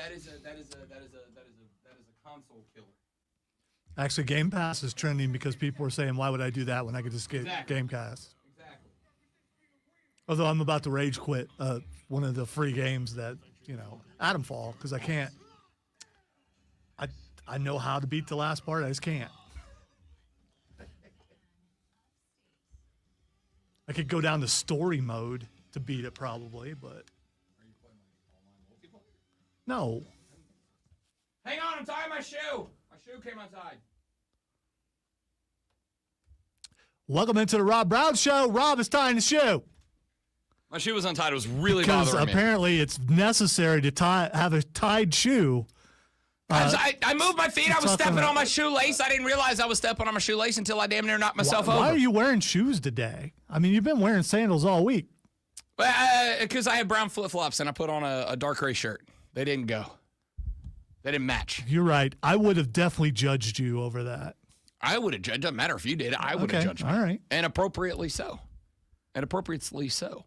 Welcome back, ladies and gentlemen. The Rob Brown Show's on the radio. It's the fan upstate. Rob, the great one, Lonzo, and you. This is ordinarily the spot where Lulu Kesson of the Greenville News would join us to talk South Carolina basketball and soon baseball.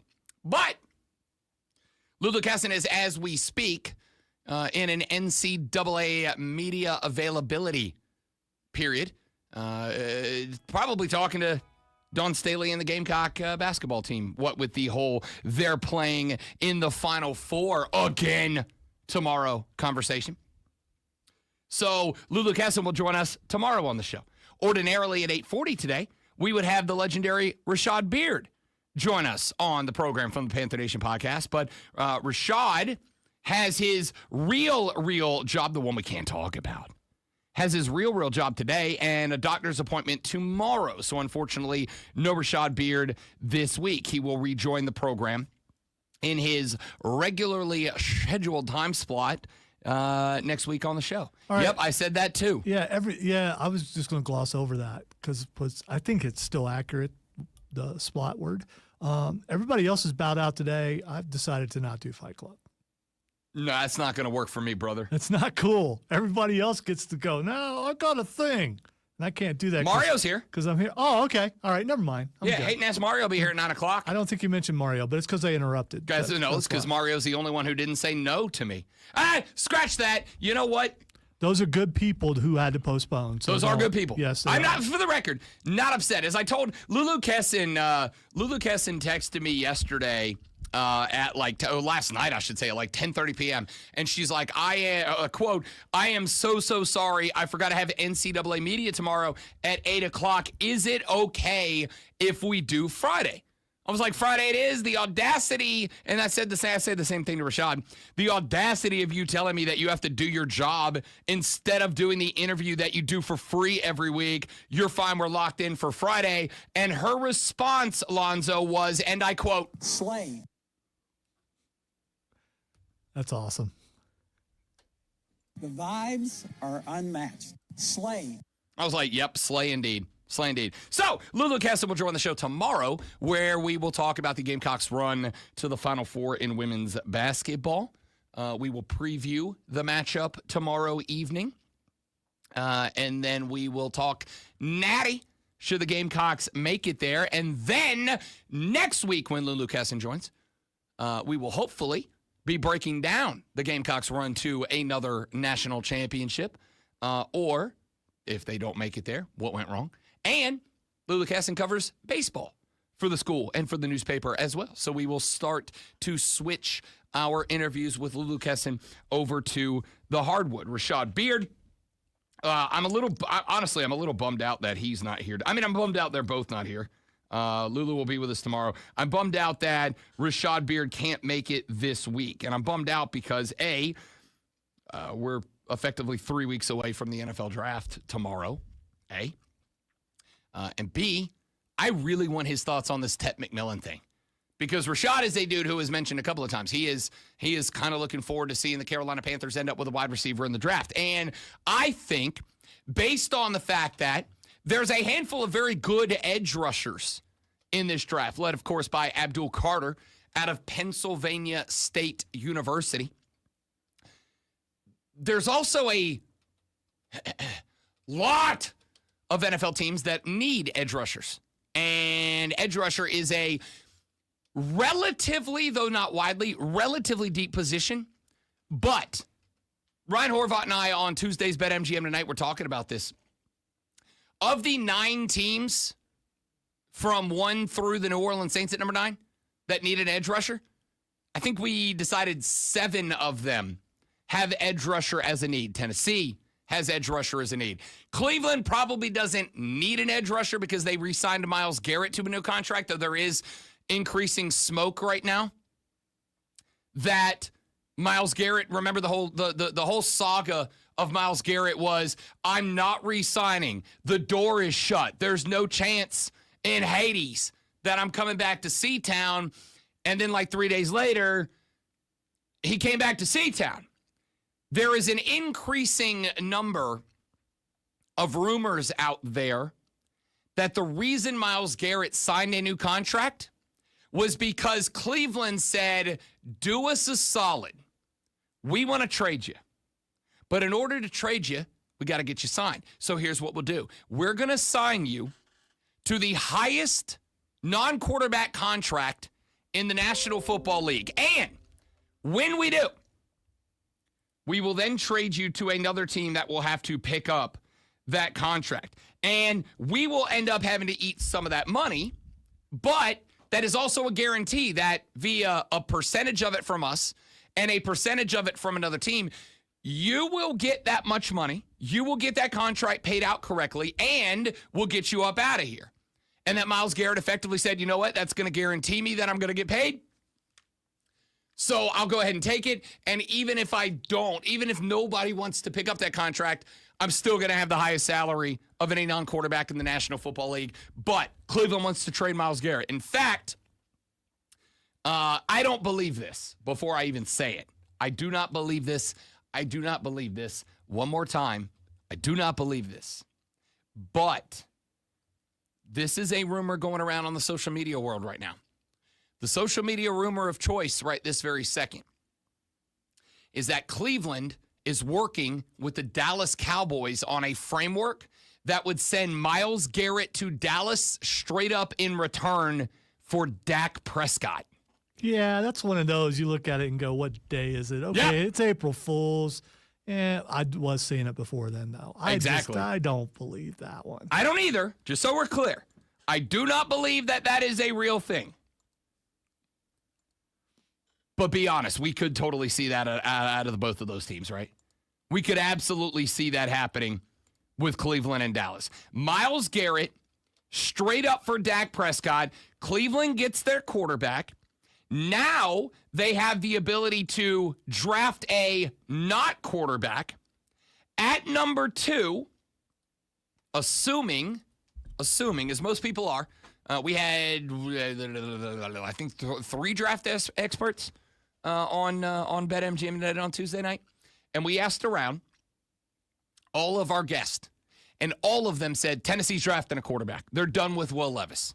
The belief right now is that the Titans are done with Will Levis, so they're going to go quarterback, probably Cam Ward, possibly Shedeur Sanders.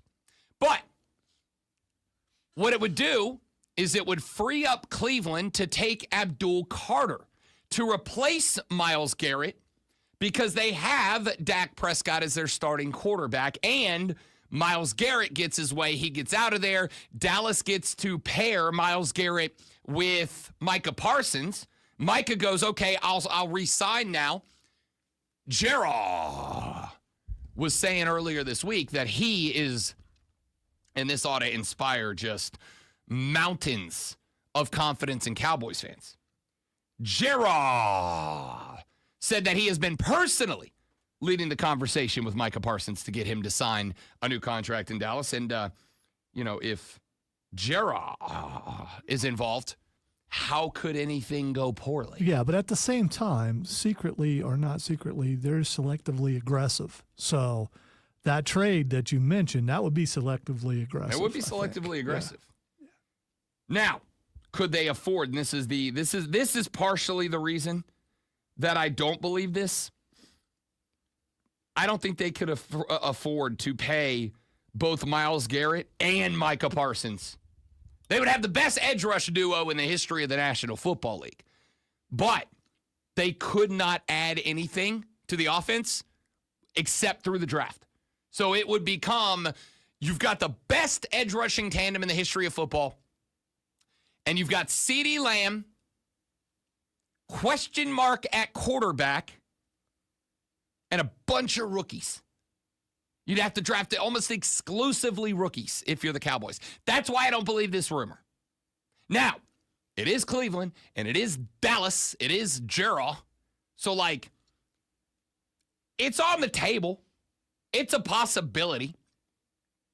But I don't think they're going to send Dak out of town and do so to end up in a position where they do not have a quarterback available to them. And that's a problem. That's a problem. So I'm kind of up in the air on this whole thing. I'm kind of up in the air on how this works out. That being said,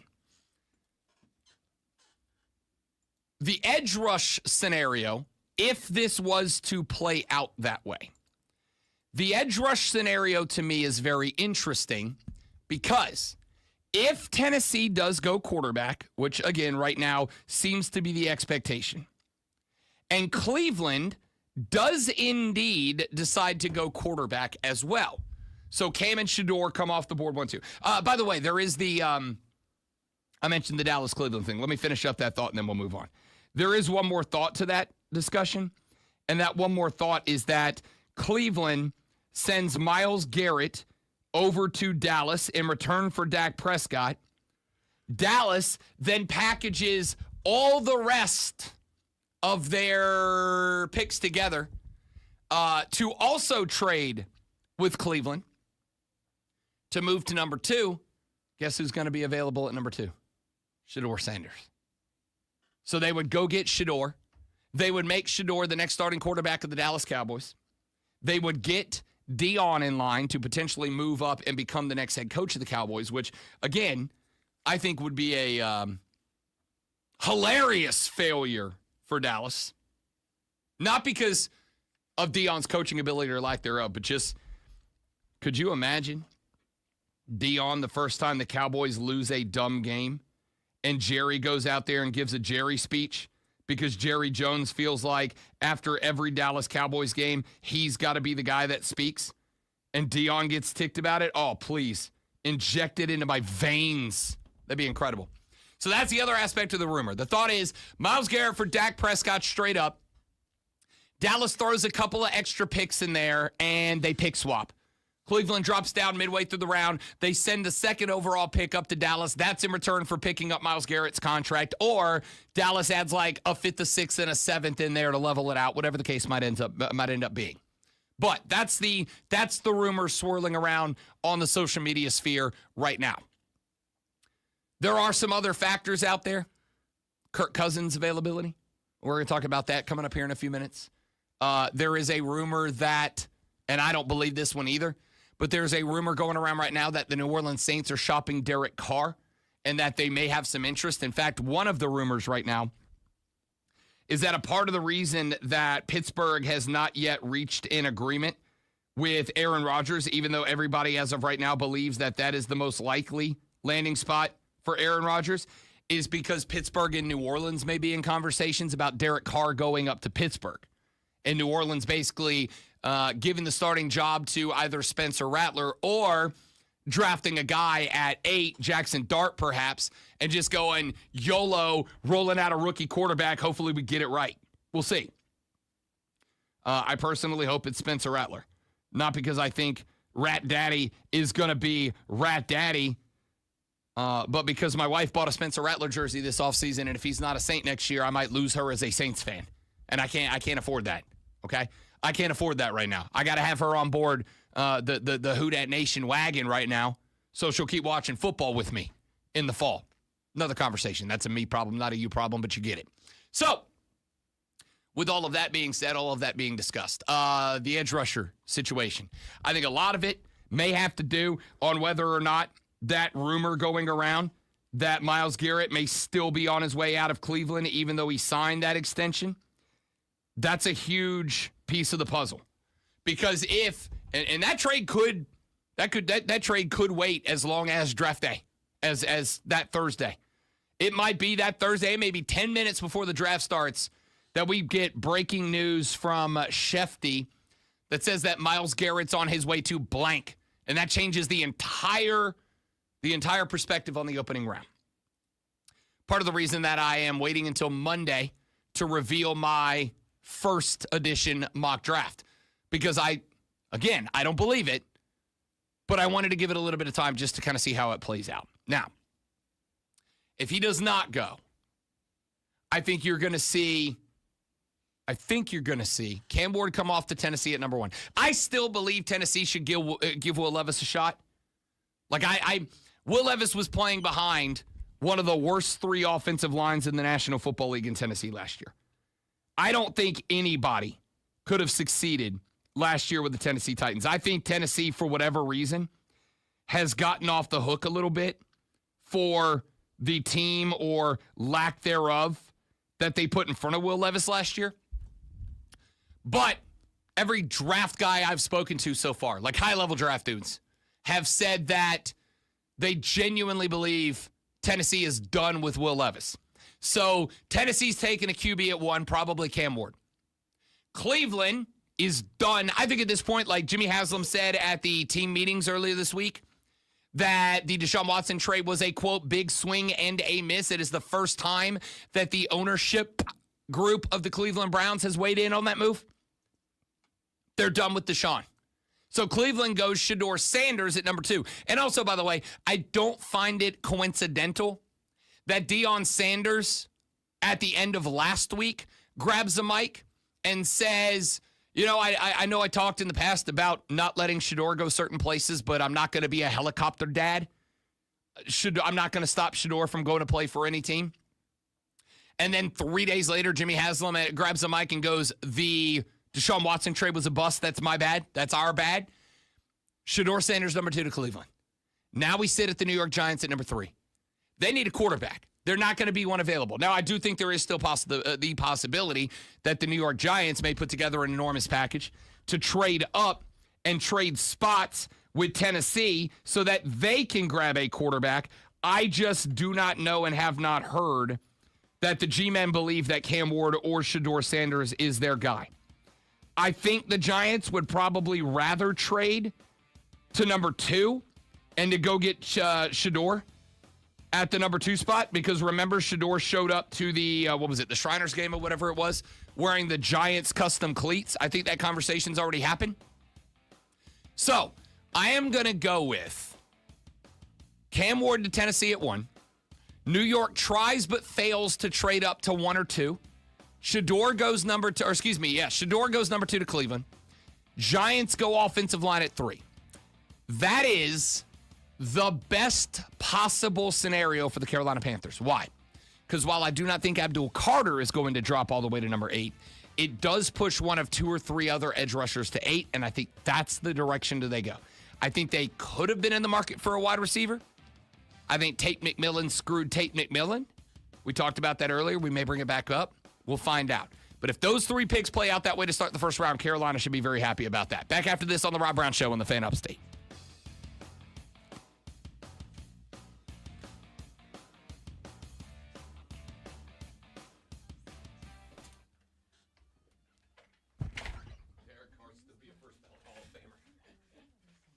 All I know is Spencer Rattler's going to be a first ballot Hall of Famer, and I can't wait, personally.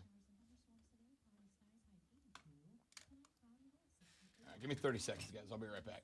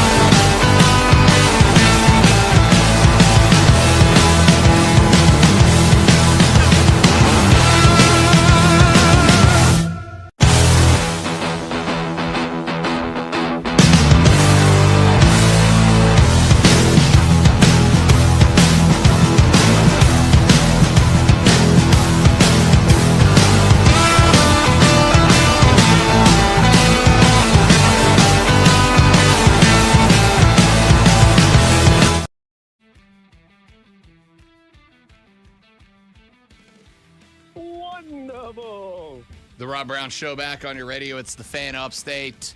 Shefty's on Espen right now, and he's got a story. Shefty is claiming, well, Shefty is reporting that Ben Roethlisberger is saying that Aaron Rodgers doesn't want to be a Steeler. That's why he has not signed there yet. He is claiming that Aaron Rodgers is secretly holding out, quietly holding out for the Minnesota Vikings to decide that J.J. McCarthy's not the guy. So how does he know that? I have no idea. I think it was just is it just Roethlisberger's opinion, or has he talked to Aaron No idea. Rodgers? I haven't heard the claim nor the segment yet, but it's got enough steam behind it because Ben Roethlisberger is still very plugged in with the Steelers. The Art Rooney has already said that the Steelers will wait for Aaron Rodgers, but, quote, not forever, end quote. Where did the Steelers draft? The draft order, as it stands, I mean, they. So this isn't a draft tactic that you already know you got him signed, but you're waiting till after. No. Okay. And I don't think it. First off, I don't think, and I'm going to say this, and it's going to aggravate you a little bit. I don't care. I don't think Aaron Rodgers is capable of getting signed and not making a deal out of it. I don't think he's got that. They're drafting 21st, which does put them in line for Jackson Dart. A deal, you got to make a deal to sign, or why would you sign? Correct. I don't think if they signed Aaron Rodgers, you'll know about it within 10 minutes. I don't think Aaron Rodgers is incapable of keeping it a secret. And on top of that, I don't think the Steelers will be capable of keeping it a secret, if for no other reason than to calm their fan base down, because they're up in arms right now about the fact that they ain't got a quarter. They're not rolling into the season with Mason Rudolph. I think Aaron Rodgers keeps all kinds of secrets, but you're probably right. It's probably Pittsburgh couldn't keep it a secret because they'd be pretty excited about it, and fan base would be too. So, with all of that being said, Big Ben, who is still plugged into that franchise, is claiming that Aaron Rodgers is secretly quietly holding out to be a Minnesota Viking, hoping that they recognize that J.J. McCarthy ain't him, ain't the guy, ain't ready, whatever. I can use this as an opportunity to make it about me. Remember the last couple of years I've been telling you I don't think the Minnesota Vikings made Kirk Cousins and Sam Darnold look good, not the other way around? I thought you were talking about you. We're making it about you. I am making it about me. Okay, all right. Because I know ball. You know how the last 2 seasons in a row I've said that it's not the quarterback that made the Vikings, it's the Vikings that made the quarterback? Aaron Rodgers ain't dumb. All right? He's got some takes that I think are dumb, but he as a person ain't dumb. And I think he sees that. I think he knows that. I think he understands that. And because he sees that, knows that, understands that, I think Aaron Rodgers is looking at this and going, they damn near earned Sam Darnold a $100 million deal. If they can earn Sam Darnold a $100 million deal, I'd definitely go get one, right? Aaron Rodgers can definitely go get one if that's the case. So, I don't know. I'm kind of interested in this. I'm kind of intrigued in seeing what this story ends up looking like. If that is indeed the case, if this is the play, frankly. If this is the play, if Aaron Rodgers is going to make the play to end up a Viking, and more importantly, I think what that ends up doing for or maybe 2, the Pittsburgh Steelers, because I do think that by and large, a lot of what happens with the quarterbacks, specifically Jackson Dart, I think Will Howard out of Ohio State to some degree as well. I think what's going to happen in regards to those cats is also going to be predicated based on where and if Aaron Rodgers signs anywhere. If he ends up in Minnesota, all of a sudden Pittsburgh at 21 may very well have to get a quarterback, and not just get one, they may have to start a rookie quarterback, and not a Cam Ward, Shedeur Sanders rookie quarterback, but a Jackson Dart, Will Howard quarterback. Because again, they're not rolling in with Mason Rudolph as number 1. They may be up in the air. They may be up in the air. And if they are, that changes a lot for the rest of the draft. Not just because it takes a quarterback off the board at 21 that a lot of people think may be the heir to the Stafford throne in LA. Not just because it takes a quarterback off, but maybe the heir to the Goff throne in Detroit, who is drafting 2 spots behind the Rams at 28. Heck, I would say at some point, great one, and I don't think it's this year, just so we're clear. But I would say at some point, your Chiefs probably need to start looking for the QB that is going to take over the Mahomes throne down the line. Again, I don't think it's anytime soon. But if a guy like a Jackson Dart was available there, a guy that you think maybe a year or 2 under the baby goat could get some time and start to fill in that spot, maybe that changes something for the Kansas City Chiefs at 31. I don't know. But if Rodgers really is holding out to be a Viking, and if Minnesota does eventually get to the point where they go, you know what, J.J. McCarthy ain't it, maybe we drafted too high, or maybe he needs a little bit of time to figure it out, and they do go with Aaron Rodgers, that could wreak a little bit of havoc down the streak a little bit. I think everybody's been kind of working on the assumption that Aaron Rodgers was going to be a Steeler for no other reason than it's the last available place. But apparently he has some reason to believe, if Big Ben is correct, he has some reason to believe that maybe he still does end up with the Minnesota Vikings. This is fun. I like draft talk. Hey, speaking of, since we're here, Trey Hendrickson was on the Cincinnati Bengals. He was given permission at the end of last year. A year in which he had, 17 sacks? Sorry, 17 and a half sacks. Yeah, Sorry. 17 and a half sacks 2 consecutive seasons in a row. Yeah, don't shortchange him. Yeah. He's pretty good.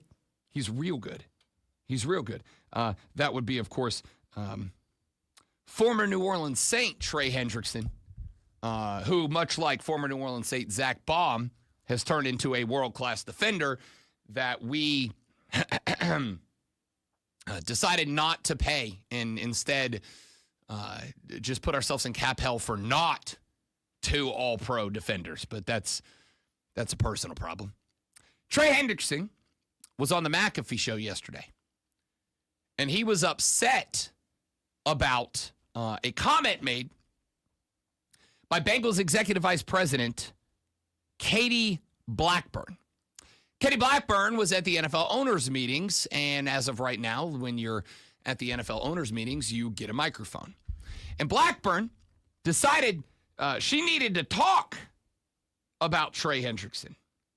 Katie Blackburn said, quote, "I think he should be happy at certain rates that maybe he doesn't think he'd be happy at. I think some of it is on him to be happy at some point. And if he's not, that's what holds it up sometimes. So, it takes him to say yes to something. And also, we have all the respect in the world for him." First off, Katie, you're supposed to put the "with all due respect" at the beginning of the disrespectful thing. You're supposed to open with "all due respect" and then say the disrespectful thing. You got it backwards, Katie. It's an easy mistake to make. Yeah, I don't know where that rule is written. It's just one of those rules of grammar that, there are certain unspoken societal rules of grammar. Have you ever heard the rule about the proper order that nobody ever wrote down, but the proper order of describing something via adjectives? Like how you describe a thing, there's a proper order. So if I was to want to talk about, say, Clifford, you would say Clifford, the big red dog. Because the size always goes before the color. And I can prove that because if I said Clifford, the red big dog, you'd go, that's not the right order of those words. If I was talking about any other dog, let's say I was talking about Leonard, the orange small puppy. You go, no, it's small orange puppy. Right? Even that's not written down. That's not an official rule of the English language. But the proper order of adjectives is a thing that we have all agreed and subscribed to, even though we didn't know we did it. Okay? The rule is you say no disrespect, but, and then you say the disrespectful thing, not say the disrespectful thing and then end it with, we have all the respect in the world for him. This is a really good way, Katie Blackburn, a really good way to make sure that nobody wants to come play for your football team. If I was Joe Burrow, I would be heated this morning. Heated. Because Trey Hendrickson could still be a Bengal. One of the best edge rushers in the National Football League. Could still be a Bengal. The team that had a quarterback who threatened 5,000 yards and threw for 100,000 touchdowns, and, by the way, was able to talk not one but 2 of the top 6 wide receivers in the National Football League into both staying with that team that, again, should have gone for 5,000 yards last year and missed the playoffs because they kept scoring 38 points a game but giving up 42. You could have got Trey Hendrickson back in the fold. You could have had him resign. He was, according to reports, interested in trying to work out some sort of contract deal with the Bengals. But then the Bengals have an executive vice president who grabs a mic and goes, I think he should shut up and be happy. No disrespect. No disrespect. It's kind of on him to recognize that we don't think he's worth that much, even though other teams do, and be happy with that. No disrespect. What a wonderful way to make sure that one of the best defensive ends in football, a guy who was getting you 17 and a half sacks a year, not once but twice in a row, says, bleep this, I'm out. So I guess the Bengals are in the edge rusher sweepstakes in the NFL draft now as well. What a way to ruin that. Good news is somebody else is going to sign Trey Hendrickson. And if somebody inside that top 7 was to sign Trey Hendrickson, There's one more chance for one of those top-tier edge rushers to fall down to Carolina at 8. Everything's connected, baby. Unless Carolina is the one who signs. Unless Carolina's the one who signs him. Yeah. You know what? I kind of like that. Not as a Saints fan, but as somebody who needs the Panthers to do well so that I can get paid more money, I kind of don't hate it. Back after this, the Rob Brown Show wraps up hour number 3 on the Fan Upstate.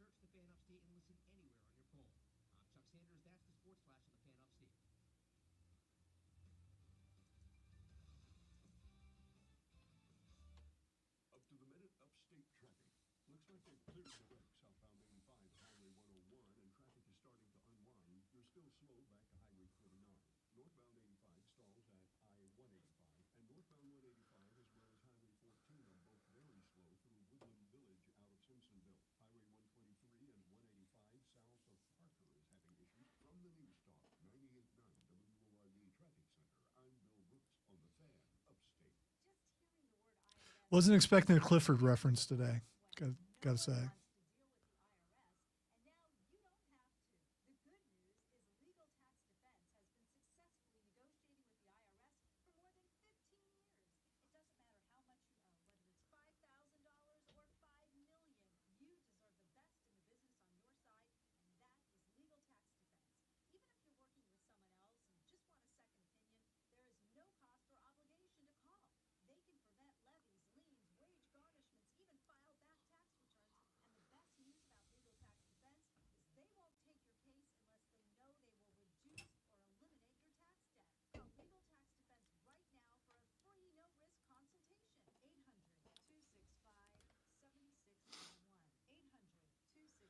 So if you quit a game without being angry, it's no longer a rage quit, right? It's just you gave up on it. That's the definition of a rage quit. No, I thought you had to be. Quit a game because you're angry, or if you quit a game and you're not angry?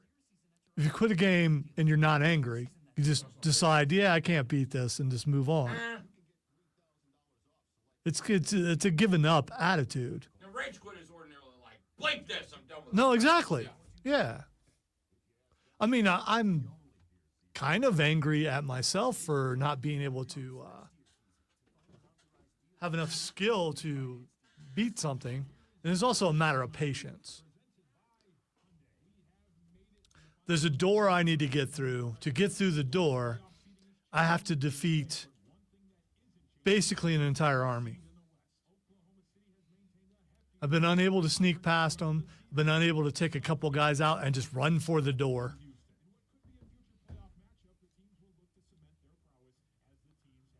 So finally I gave up and I looked it up to see if there was another way. And there is another way.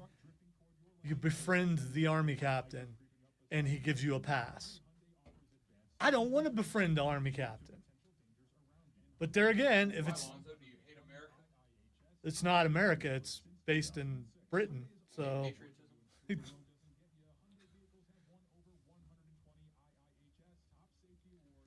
well, all the army people in this game are punks. So there's that.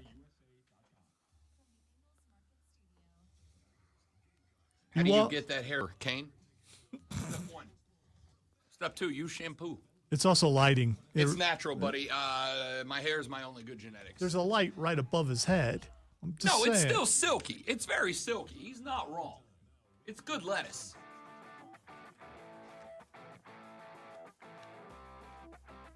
Kane said, Rob Brown, how do you get that hair so dang silky? The answer is genetics, baby. There's My mom. There's a light above your head. That doesn't change the texture, Your man. forehead is glowing right now. Okay. Yeah, it's good hair. When I was born, my dad had Brillo pad hair, you know, and so my mom, she'll tell this story to you. When I was born, my mom made one wish, which was that I got her hair, and I did, and I look like my dad in every other way. Like, she got her wish. I got great hair. I got my mom's hair, but I look like my dad in every other way. Why don't you have your brother's hair though? He and I have the same hair. If I grow mine out, it'll look like that too. His hair's pretty cool. I just have people in my life who hate it when I have super long hair. So, but no, we're married now, so that doesn't matter anymore. Well, it still matters, but I mean, you know. Not as much. We're married now. It doesn't matter as much.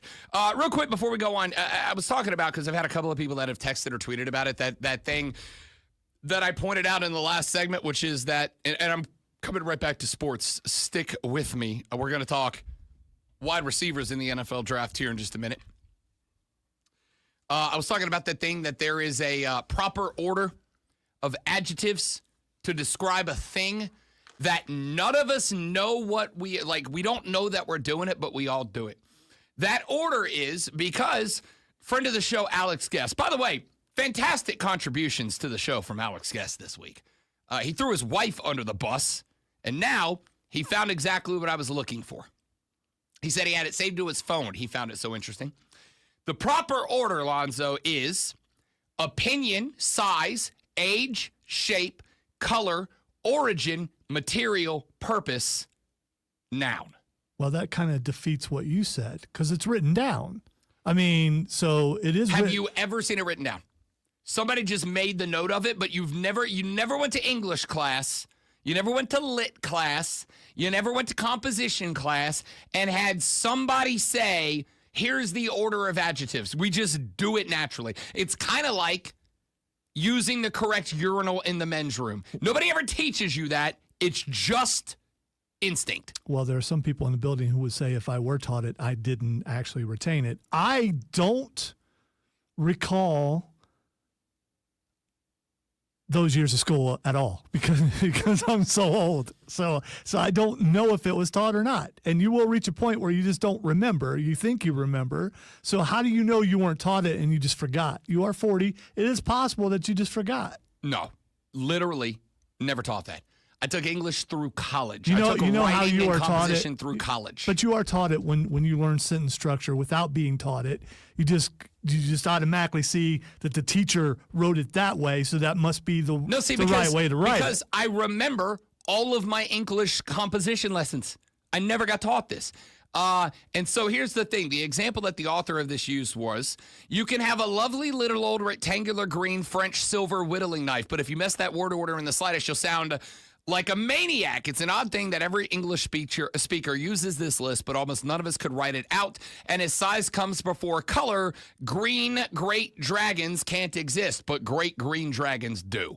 And that's exactly right. See, I disagree with that one, for sure. You have never said that's a great green dragon. No, there are greater dragons and there are lesser dragons. Not the point. Not the point. Yeah, but tell me I'm right. If you were talking about a great dragon that was green, you would describe it as a great green dragon, not a green great dragon. You said green greater dragon. And a green greater dragon. I didn't say greater. I said, okay. Yeah, you did. Okay. That was very nerdy. I don't care. It was very nerdy. Somebody responded and said, this is profound. I noticed this by accident when asked about adjectives by a Japanese student. She translated something from Japanese like brown big cat, and I corrected her when she asked me why I blue screened, which is exactly correct. If somebody said that's not the right order of words, you'd be like, that's not how that works. And none of us have the hard rule as to why. It's just instinct. It just is. I find that beyond fascinating. All right, let's get back to the NFL draft, shall we? Please, because a lot of people are like, well, stop telling me how to talk. I'm not telling you how to. I'm telling you how you do. That's the fun part. Let's talk wide receivers because, as I have said a couple of times, why do you keep missing out on Emeka Egbuka? I'm not there yet. Okay, I've got him ranked 4th Okay, in this yeah, wide a receiver lot of class. people do, and they're discounting wide receiver U, which is the Ohio State University.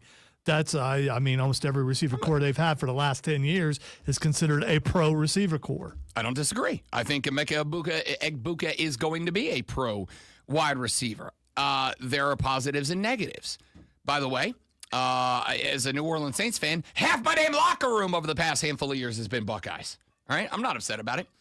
I got Tet McMillan, in terms of talent, in terms of skill, number 1 overall. I like this guy a lot.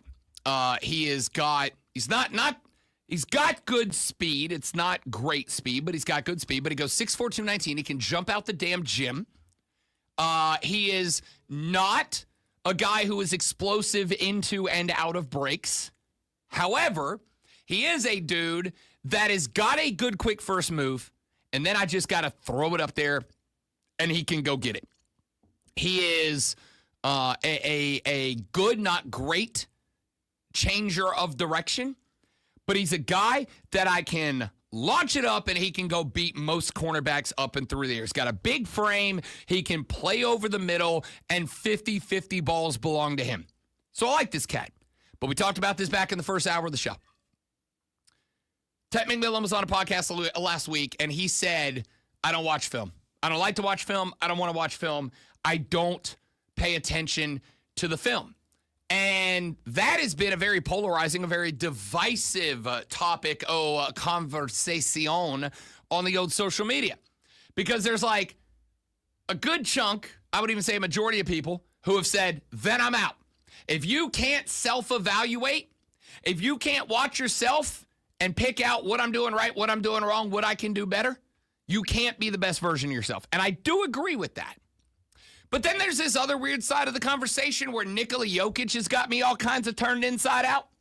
Because Nikola Jokic is the most IDGAF pro athlete I've ever seen. It might be one of the best 4 basketball players I've ever watched play. Guy's unbelievable. He's unfair. He's a cheat code. And now I don't know what Nikola Jokic's policy on film watching is, but I do know Jokic ain't the first in, last out kind of guy.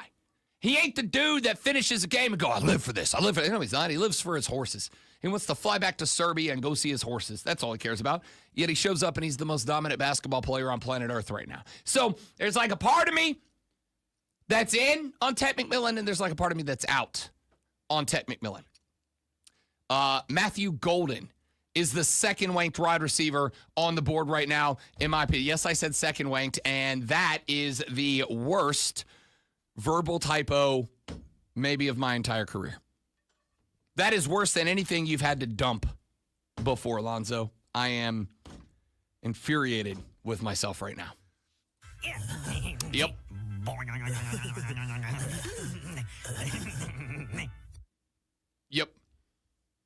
Yep, that's... What the hell? That's fair. I don't know. I don't know that there's a... I can't speak right now. We suck. I don't know that I can come back from this one. This too shall pass. You will move on. That sentence might be the end of a 17-year career. No, it won't. That might have ended the show. It will not. That's not the worst thing you've ever done. If this would be the first time that if we got off the air and I got the see me in my office email, I'd go, yeah, that's I earned that one. That's a 2026 Star Award. You get right there. nothing. You lose. Good day, sir. I have had enough of you. Yeah, I'm trying to think, should I make that a promo or not? I don't know. Because it's really, really bothering you, and you did say it, so, I have been at this for... This is a good time for you to put the bat down, though. That's all I'm saying. I've already been nervous the entire show today. This fall will be 18 years that I've been a professional broadcaster. Using the term professional very loosely here. This fall will be the 18th anniversary of my debut in broadcasting. And if you've listened to the show, you know that there are some Rob Brown traits that I've carried with me. I very frequently put dumb and incorrect pronunciations on words for the emphasis of them. I take pregnant pauses during certain sentences to heighten the drama a little bit. And sometimes, occasionally, rarely, but sometimes I'm very excited about talking about a thing because I love this job and I love doing sports talk radio. Look, and sometimes I think the boss get just excited left, and he probably had his there's radio on. a little bit of adrenaline. And sometimes the mouth outruns the brain a little bit. Sometimes the mouth outpaces the thoughts a little bit. And sometimes I stumble over a word or two. And I'm usually pretty good about course correcting and fixing it and just moving it on and pretending like that didn't happen. But I just said that Matthew Golden is the second ranked wide receiver in the draft. And I don't know if that's true or not. I know he's the second ranked wide receiver in the draft. I don't know how many times that other thing has happened so far. But You're not making it better with this, you know. There's no making this better. There's no way back from this. There is making it worse, though. I don't know that there is. I feel like I could do the entire fourth hour of the show talking about that verbal typo, and it still couldn't get worse. Matthew Golden, you know what? That might be, for many, many years, because I watch film and evaluate myself. I write little notes to myself, like there's sticky notes in various places around the office, and there are some that say, don't say and slow down, do this, do that. I think tomorrow when I come in, I'm just going to post. I'm going to go get a poster made like this one back here that says wins and losses are not a quarterback stat, which is accurate. I think I'm just going to go get Costco to print me out a big poster that just says wank right on the wall right there so that I have to constantly look at it and just go, yeah, I should probably slow down. You're not the only one that would be constantly looking at that, and I don't know if wire to wire could function with that on the wall. I'm just saying, I don't think they could. So look out for everybody else and just don't do that. Matthew Golden is the second ranked wide receiver in this draft as far as I am concerned. Matthew Golden is kind of the opposite of Tet McMillan. Matthew Golden is 5'11", 191. He is not a 50-50 ball guy. He's not a jump ball guy. He is, however, probably the most explosive wide receiver in this draft. He is the type of dude that finds a spot. He is very much a explode into a route, out of a cut, and to the ball. I saw someone yesterday describe him as a dude who can pluck the football. I made sure to slow down before I said that. I'm enjoying the enunciation. Good job. He is a dude who understands how to pluck the football. That is to say, minimize your contactable area, yeah? Minimize the amount of space you take up. And as you approach a football, keep that space minimized, and then bang, hands go up, you make the catch, you get the ball back down. It's just quick. You limit the amount of time that you can get busted up. And I think that's great. And oh, by the way, he is one of two players in this draft to run a sub 4.3 40, which is just raw speed. And if you watch Texas games last year, you know that is game speed. That is not 40 straight speed. That is game speed. He makes acrobatic catches. Not a dude that is, again, going to go up and win a bunch of 50-50 balls. But for the size that he is at 5'11", 191, he is absolutely a guy who can high point the football. He is absolutely a guy that can understand, that can see where the ball is going to be, and he can get up and high point it and not get outplayed by cornerbacks. If there is the ability to draft Matthew Golden for the Carolina Panthers, I might take him over an edge rusher. That's how talented I think this guy is. That's how well I think he can fit into this system and can play well with Bryce Young. If Matthew Golden's available at 9, that's my pick. I don't think they're going to pick him. I think they're going to go edge rusher, and I don't know who it's going to be, Jaylon or whoever else. But if Matthew Golden's on the board at 9, that's who I want. Give my dog Bryce Young his helper. His name is Matthew Golden. All right, we're going to talk more draft as we inch ever closer. 20, what are we, 20? Is it 21 days today? 22? I don't know. It's that Thursday, right? Yeah, 21 days, 3 weeks, whatever. Wanked wide receiver, sports flash. This too shall pass, my Leaving. friend. This too shall Goodbye, pass. everyone. The 7th consecutive loss of Been the nice Atlanta working Braves here. we're going to blame the Braves on this, was the most dramatic so far. Atlanta held a 5-0 lead over the Dodgers after just 2 innings, courtesy of 3 Los Angeles errors and RBI doubles from Nick Ozzie Albies and Matt Olson. However, the Braves wouldn't find the plate again. The Dodgers downed the Braves 6-5.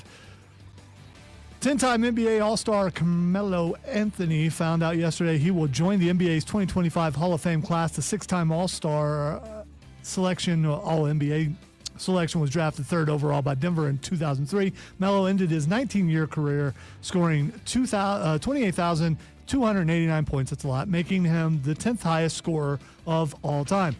Tune in this afternoon from 3 to 7 p.m. for Wire to Wire. Cole Bryson and Diesel. Ride shotgun on your drive home right here on The Fan.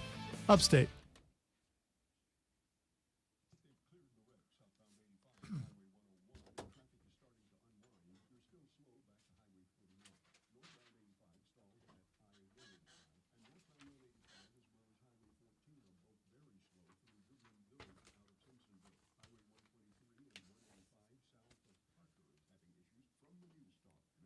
It's a good cover, Kane. Might actually work.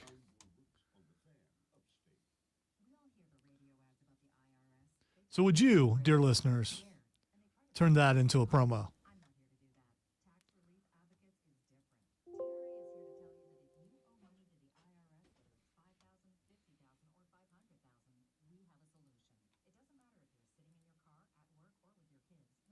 Of course, it will be tastefully done because I am award-winning.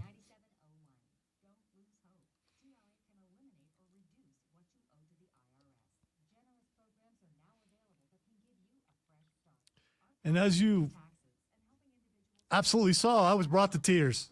That does not, that's hard to do. Maybe I'm lamenting the end of all things. I don't think so. But you never know.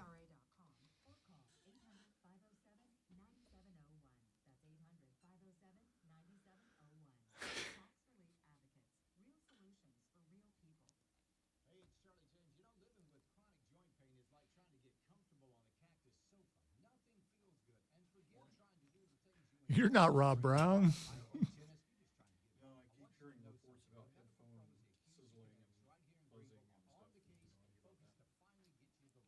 I haven't had any problems with it. Have you had problems with your headphones? Nope. Sizzling? Yes, I have. Every now and then there's like a wire loose in there and one ear will go out slightly. And I've tested it in the other ones. And I thought Chris fixed that. I thought he did. It's happened.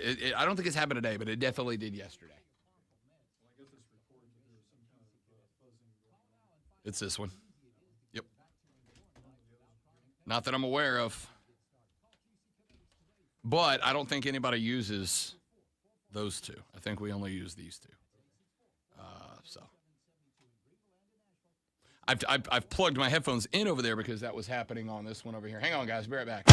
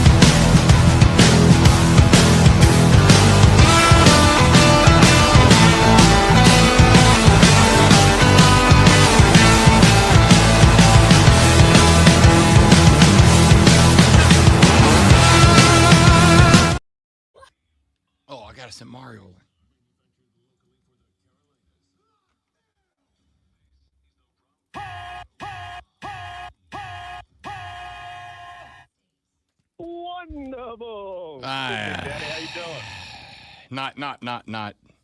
Not great, Corey LaJoy. Not great.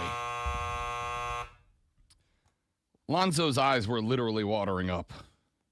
Oh no, I laughed so hard I cried. I just, you know. So anyway, what an absolute day. You guys can have your pratfalls. You can have your, you know, your comedians that are off color. I guess technically that's off color. I'd rather hear something. Oh, it like that. definitely is. It definitively is. I have been doing this for a very long time. You slipped up. You did. It happens. I mean, what did you do? Sometimes that sort of thing happens. Hey, Mario, where do you have Matthew Golden ranked with an R in this draft class? Ranked with an R. Yeah, because last segment I called him the second wanked wide receiver in the draft. he did. He's trying to recover from that. Yeah, It's and not, Wow. Yeah, Wow. it's not. It's I can't even make fun of you today. Yeah, he Like, just I he don't just have said any- it again and it made me laugh again. I just because of I don't know why there's discomfort from him saying that because I mean that's his kind of humor. So I mean you know. It sounds like you watch Ted Lasso too much and like the wanker. You know, that kind of got stuck. Yeah, in no, your I head. got it. I know why it's bad. You don't need to explain it to me. Fair. I have not. That was 10 minutes ago. I haven't recovered. It wasn't really 10 minutes ago. It was like 5 minutes ago. But, you know, that's fine. Sir, it was a solid. Wait, no, 14 minutes ago. No, it was 8:46. I wrote it down for no reason. No reason. There's no reason why I wrote Not it down. getting turned into a promo. I would not do that. Where I was talking about. I would not which- make my friend Rob Brown look like what he just made himself look. Yeah, I wouldn't definitely not a full 1 minute promo where Rob Brown talks about the most wanked wide receivers in the draft. I would not make the music drop out so that the wank is actually isolated. I would not do such a thing. That is a tool that I don't know how to use. Ladies and gentlemen, joining the radio broadcast is the executive producer of Bet MGM Tonight, which you can hear on this and Fine Odyssey stations everywhere tonight from 7 to 11 p.m. with Bradley Evans, with Ryan Horvath. He is the hatin' one. Hatin' Mario Herron joining us here on the show. Sup, dude? What's going on, man? I mean, can I ask you a quick question off the bat? I want to flip this little stepbrother style. Oh, God. Spell ranked for me, if you could. Spell ranked? Yeah. RANKED? Just checking. How do you think I'm incapable of just keeping you on your toes? differentiating those two Listen, words? here's what he's doing. He's trying to make sure you're all right. Okay, Yeah. You're showing some warning signs that you might need some help, but your spelling's good, so you're probably all right. You are getting older. There could be something going on, and he's just concerned for you. True. As am I. You could be getting some gray hair. You said you just turned 40 recently. These are things you have to worry about now when you turn that age, Rob Brown. Next thing you know, you could be Mike Francesa. I mean, Yeah. it could happen. Nobody cares. That's pretty good. Like That's that. pretty good. Hey, Nas Mario, join us here on the show. You just sent me a document entitled Final Four Prep. Can I explain something? Yeah. I'll join you. I'll jump in the hole with you, Rob. I had two big, bad brain farts, right before I hopped on. One was sharing the Final Four prep sheet that I had with you and not my home email. So that was a mistake. I was trying to find it. I'm like, why is this in my home email? It's because I sent it to Rob Brown instead of sending it to myself. So that's on me. And then I was trying to fill up my friend's Brita, and I just dropped it. And I'm in like a waterfall. I would like to point out that ranked and wanked are only one letter apart. Mario and Rob are. Because I was thinking Rob's show, and I was thinking, Rob, how great is Rob Brown?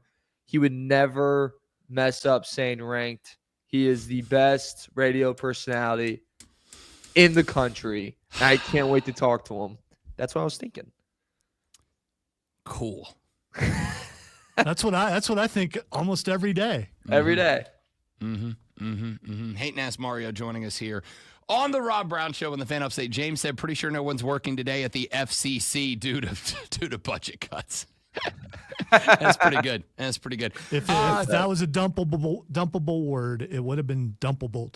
So we're good. I don't know. In Britain, I'm sure it is. In the UK, but Yeah, that's a good We're good question. here. I think we're good here. All right. Hey, you. Since you brought it up, since you did send me a whole ass prep sheet about the Final Four, thanks for doing tomorrow's show prep for me. I very much appreciate it. You got some breakdown of some games here, Mario, that I'm intrigued. Is this breakdown that you feel confident talking Final Four? Or did you just go write a bunch of stuff down to give to Ryan and Brad? No, this was like, you ever have? I have sheets like 1,000 of them in my Google Docs. I'm probably like a psychopath where I just write random stuff that I think throughout the day, like about the NBA, the NFL, college basketball, UFC. Like I'll just have this. I'm like, oh my god, that's a really good point. I just literally put in my notes. Look like a psycho person, but it does work out. I swear.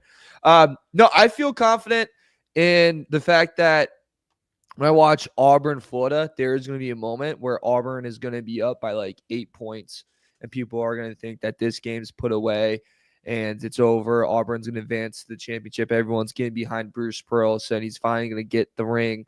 And at that moment, I am going to bet Florida. And in that moment, Florida's going to come back because that's all they do is they just have this resilience. They just, every time they're down, they get right back up. They are the Wire meme. I want you to let the whole world know that we back up. That's the Florida Gators. They did it against Texas Tech. They did a game on an 18-4 run. UConn, it seemed like UConn was in control the whole game. They come back and beat UConn. Maryland, they outscored them 47-33 in the second half, the Sweet 16. This is what this team does. Every time you think they're out, they're back in. You throw as many punches as you want. They're Nate Diaz. They're staying in the middle of the octagon. They're going to win every single time. So I love Florida. I think they win this game.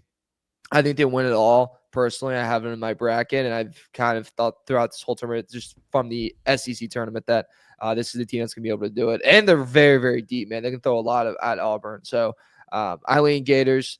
Sorry, Bruce Pearl. Love him a lot. Think he's the best. Would love it if he would go to UNC at some point, and just God can kind of make that happen, pull some stuff. But I think Auburn falls short. Does that hurt? Because I know Johnny Broom's your boy. Janai Broom is my dog. He is my guy. He is my Wooden Award winner. I think he's absolutely a stud. I think he's the best player in this draft. There's a interesting part of me that's kind of hoping that the Pelicans don't get the number 1 pick. I hope they get number 2, so we end up with Janai Broom so that he can come to New Orleans, be hurt for 2 years, get traded to the Knicks, and then become an all-star for the rest of his career. It's going to be great. Can't wait. It would be funny, the whole, like, you know how people are doing right now, who's the better prospect, Zion or Cooper Flag? It would be kind of humorous if, like, Pelicans got both. You're like, all right, well, now we're really going to see. Yeah, hilarious. Can't wait. Yeah. Hey, why won't Ja Morant stop being an idiot? Dude, I have no idea, man. Like, I think, honestly, maybe we should have seen this coming because we just fired his head coach with 9 games left, and it's like the hardest 9-game stretch. A successful head coach, by the way. Not like a dude who was out there turning in 20-win seasons. Very successful head coach, and, you know, this past offseason, he does, like, the complete revamp of his coaching staff and brings, like, a whole different style of play offensively and defensively. They keep majority of those guys on, and, you know, it was reported that it felt like he wasn't even coaching anymore. He was just running these guys' a system. So, like, why fire him then? If it's like it made it sound like things are just going to be the exact same. Well, things are going to be the exact same. Then why'd you even fire the guy with 9 games left? Like, it's just, I don't know. It's weird. It's chaotic. But we should have seen this coming with Ja. It's, you know, we're having chaos ensue all around him. So what do you think's going to happen? Things are going to get a little chaotic. All I know is Grizzlies, whoever faces them first round of playoffs or even in the play-in, I think they're going to be pretty pumped about it. I think so. And I guess we talked about this earlier in the show. The part that's frustrating for me is I very much tuned in for a minute. We are going to go back to the Final Four in here a second, but Mario's an NBA guy too, so I got to ask him this question. I think the thing that frustrates me is I think Ja Morant could be one of the best 3 or 4 basketball players in the NBA, and he just won't stop punching himself in his own groin. Like, he just won't quit. Like, what are we doing? That's Steph Curry on a night where he's knocking down every shot he throws at the basket on pace to 53 or 52 points, and you're going to pretend to shoot him when you're already busted up and suspended for half the season at one point on, what was that? Oh, that's right, waving guns around Like, what are we doing here, man? And it takes away from the moment of the game because in that matchup, if you watch it, it felt like a really good duel between the two guys, right?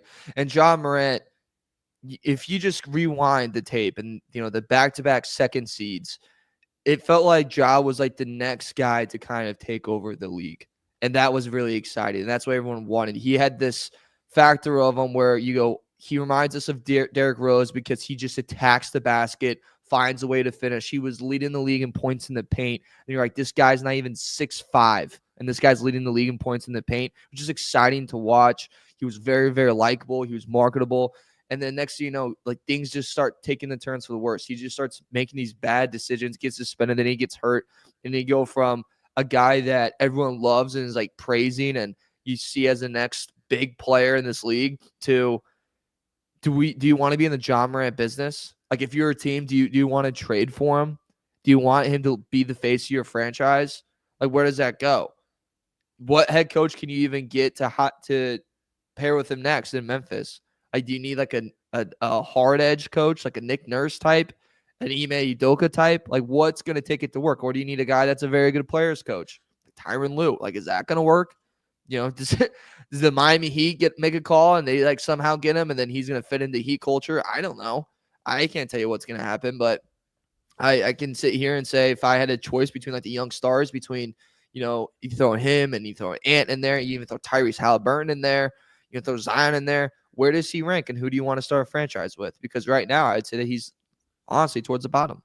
I would agree. And the fact that, and again, I don't know that I can or can't or should not put this on him, but Taylor Jenkins gets canned, and then his dad is on a podcast the next day talking about how like Taylor Jenkins didn't do enough for Ja and wasn't developing him. And I'm like, what the hell are you talking about, dude? Like, the fact that he was cocked, locked, and ready to get on a podcast within 12 hours of Jenkins catching the hook, I'm like, this is going to exacerbate the Ja Morant's a coach killer mentality. And if that is the case, who the hell's going to want to be that guy? Exactly. Like, why would you want a job where if there's a little bit of a hiccup, you have to worry about not him, but his dad going on the podcast and airing out all the beef? Like, you got to realize like that's just not good for the team. That's not good for organization wise at all. And look, I understand that this new like offense the Grizzlies put in, it was a little frustrating. It's a little different because it was very like fast paced, a little less ball screen, a little less screening off ball. And that's hard for a star player, right? Because the best way to get the best defender on the floor off you is through a screen, get a switch.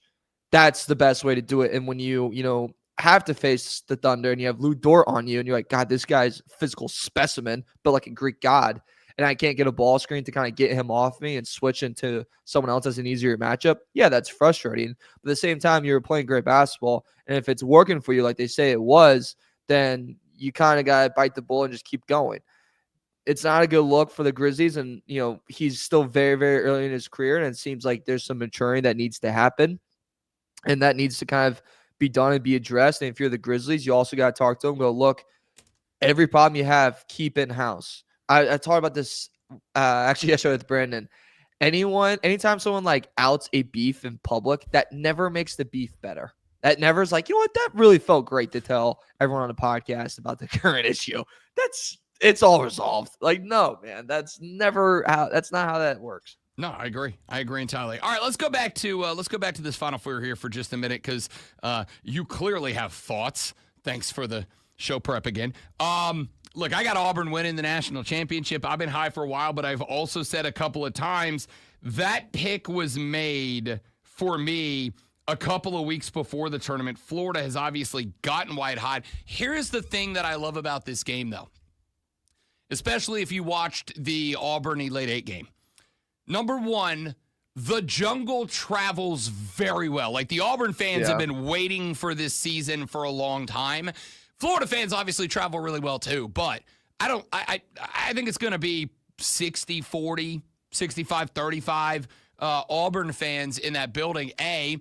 B, as much as Florida is emotional, takes them off the chin, keeps going, the Auburn players, Janai Broom and gang, like, they feed off of a crowd. As soon as a crowd gets when Janai Broom left the court with that hyperextended elbow, When that dude came out of the locker room and checked back onto the floor and knocked down that three, and the Auburn folks took the roof off that place, I had a buddy over watching the game, and I was like, Auburn's winning this game by 10, right? Like, they just they feast off of that. To me, whichever one of these two teams is able to start the second half on a big run, assuming it's a close game at that point, I think feeds off the emotion. I don't like vibes games. This is a vibes game, and if it's a vibes game, Auburn wins. I get what you're saying with that. The only part I'd push back is when Florida took on UConn, that felt like kind of a big UConn home game. They had a live crowd there, and that's just a team with pretty big fan base that travels well, and they were able to bounce back in it. The thing I love about Auburn, to your point, is I'm a sucker for a great defensive team, and that also defends the three extremely well, especially in today's age. If you can really slow a team's three-point percentage down and just really tank it in a game, you're going to win 10 times out of 10. That's something that should be copied throughout basketball. If you can't defend a three, you're not going to win. If you can't shoot a three, you're not going to win. And Auburn kind of do both. But I just can't get over how deep Florida is. Like, that's just like, they can throw so many guys at Broome just to frustrate the crap out of them. And I don't want to say like I'm worried about his injury, because I think when you're in the Final Four, something called a little Toradol is going to be given to you, and you're going to be feeling pretty good. You know what I mean? Like, that's the stuff that cracks up. People are like, well, worry about his injury. I'm like, hey, if you work this hard to get here, I'm going to let you know a little secret. You're not going to even be feeling your elbow that whole game. Hit me up 3 hours after it. You're probably not going to be able to move it. But in that time zone, when you're on that floor, your adrenaline's pumping. They're going to give you some stuff to ease the pain. You're going to be fine. All that, on top of it, Gators, too, in that first matchup, were up 21 points at one point in that game. But they also hit 13 threes. And if they're going to hit 13 threes in San Antonio, then they'll beat everybody. Go home. Yeah, they should just go home. Don't disagree. All right, real quick, we got about a minute left. Houston, Duke. Duke comes into this thing as a damn near 10-point favorite on the money line in this one. And we've talked about Cooper Flagg. Everybody's talked about this offense. And I think you made the second point on what I think is the most important point. This is the fourth best defensive team in the country. Like, we all talk offense, Cooper, and John Shire and what they do, Malik Brown, what they do offensively. This team's the fourth best defense in the country. When you are that balanced, you are the best team in the country in terms of differential, and also a top 5 defense. That's a championship recipe, dude. It's so annoying. I can't stand Duke. And can we, before I dive into it, but can we just, everyone stop with that? This Duke team's so likable. No, they're not. John Shire can literally lick crap. Like, Cooper Flagg's annoying. His parents doing the on your head over everything. Shut up. Like, I can't stand any part of this dude. Colin Knippel is like the classic Duke player. He looks annoying and odd. It's just still the same old Duke. John Shire doesn't work the refs as good as Coach K did. But they are incredible. They are everything that we think they are. And you mentioned like the defense. When you have that good of a defense, and on top of 3 guys that can get a bucket at any time, that's so hard to beat. That's so hard to stop. I do think Houston covers because it's a really big spread at 9.5. I think Houston can keep it within because they're that experienced of a team, and they've just been around the block before, and Sampson's one of the best coaches in all of college basketball, and they can shoot the crap out of 3-point. So, like, even if they're down a little bit and, you're worried about a backdoor cover, it's coming because they can just knock down 2 threes and boom, they're in it. But Duke's going to win this game. It's going to be Duke Florida in the title. And at that point, guys, I might take a live alligator. What a time for Mario to freeze up right there, huh? What a time for Mario to freeze up. up. Look at that. He's still noted. Not a good way to be frozen. He's back. What? Oh, there it is. Yeah. You said I might take a live alligator, and then you just completely froze up and cut gone. out. Yeah, I might. Say go Gators. No, we don't know what you said after that. Well, now, like you now died. We do. Like He you just- died. Yeah, You froze. He said go. What are Gators. you going to do with that live alligator? It's almost Easter, so, he's risen. I worry about you as a person sometimes, and right now is one of those times. That's all right. Hating ass Mario Herron from the BetMGM Network, the executive producer of BetMGM Tonight, which you will hear tonight and every other weeknight right here on this and fine Odyssey stations everywhere. All that crap about Duke. Who's your favorite college basketball team again? I'm wearing a shirt, actually. Yeah. North Carolina. We are not looking good, though. We just lost Elliot Kiddo in the portal. You are not looking good. Yeah. You're not looking good. Thanks, Hubert. Yep. Have a Probably not going to be wanked very high because of that. All right, Not gonna bye, be. Nope, Mario. not even a See little ya, bit. See ya, Not Mario. even a little Have bit. a great day. See you tomorrow or whenever next Just week. make I sure don't you know. say the R in it. Yeah, no, If you need like help pronouncing, ChatGPT can be really big for you. I need help, but not pronouncing things. Professional. See you next week. See you guys. Mario Heron. Okay, don't do that. Mario Heron from the BetMGM Network. Fight Club next. The Rob Brown Show, the Fan Upstate. You're both bad people. Yeah, we know. Good people. Both bad people. All right. I'll see you, fellas. See See ya. you, buddy. Thank you. Thank you.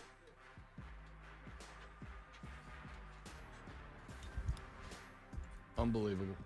Unbelievable.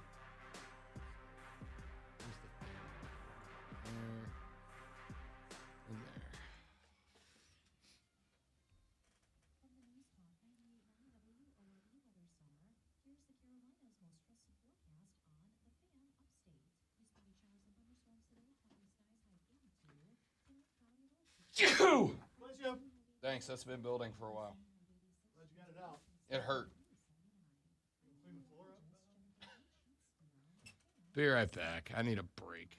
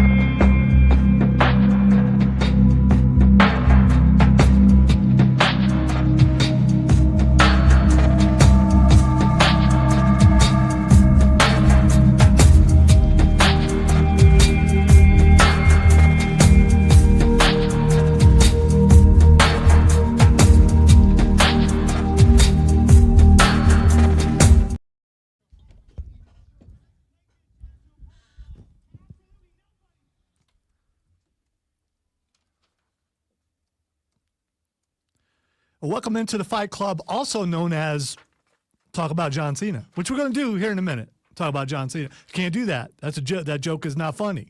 John Cena never thought that joke was funny, even though he actually used the joke himself. But the joke was on you for thinking that he thought it was funny.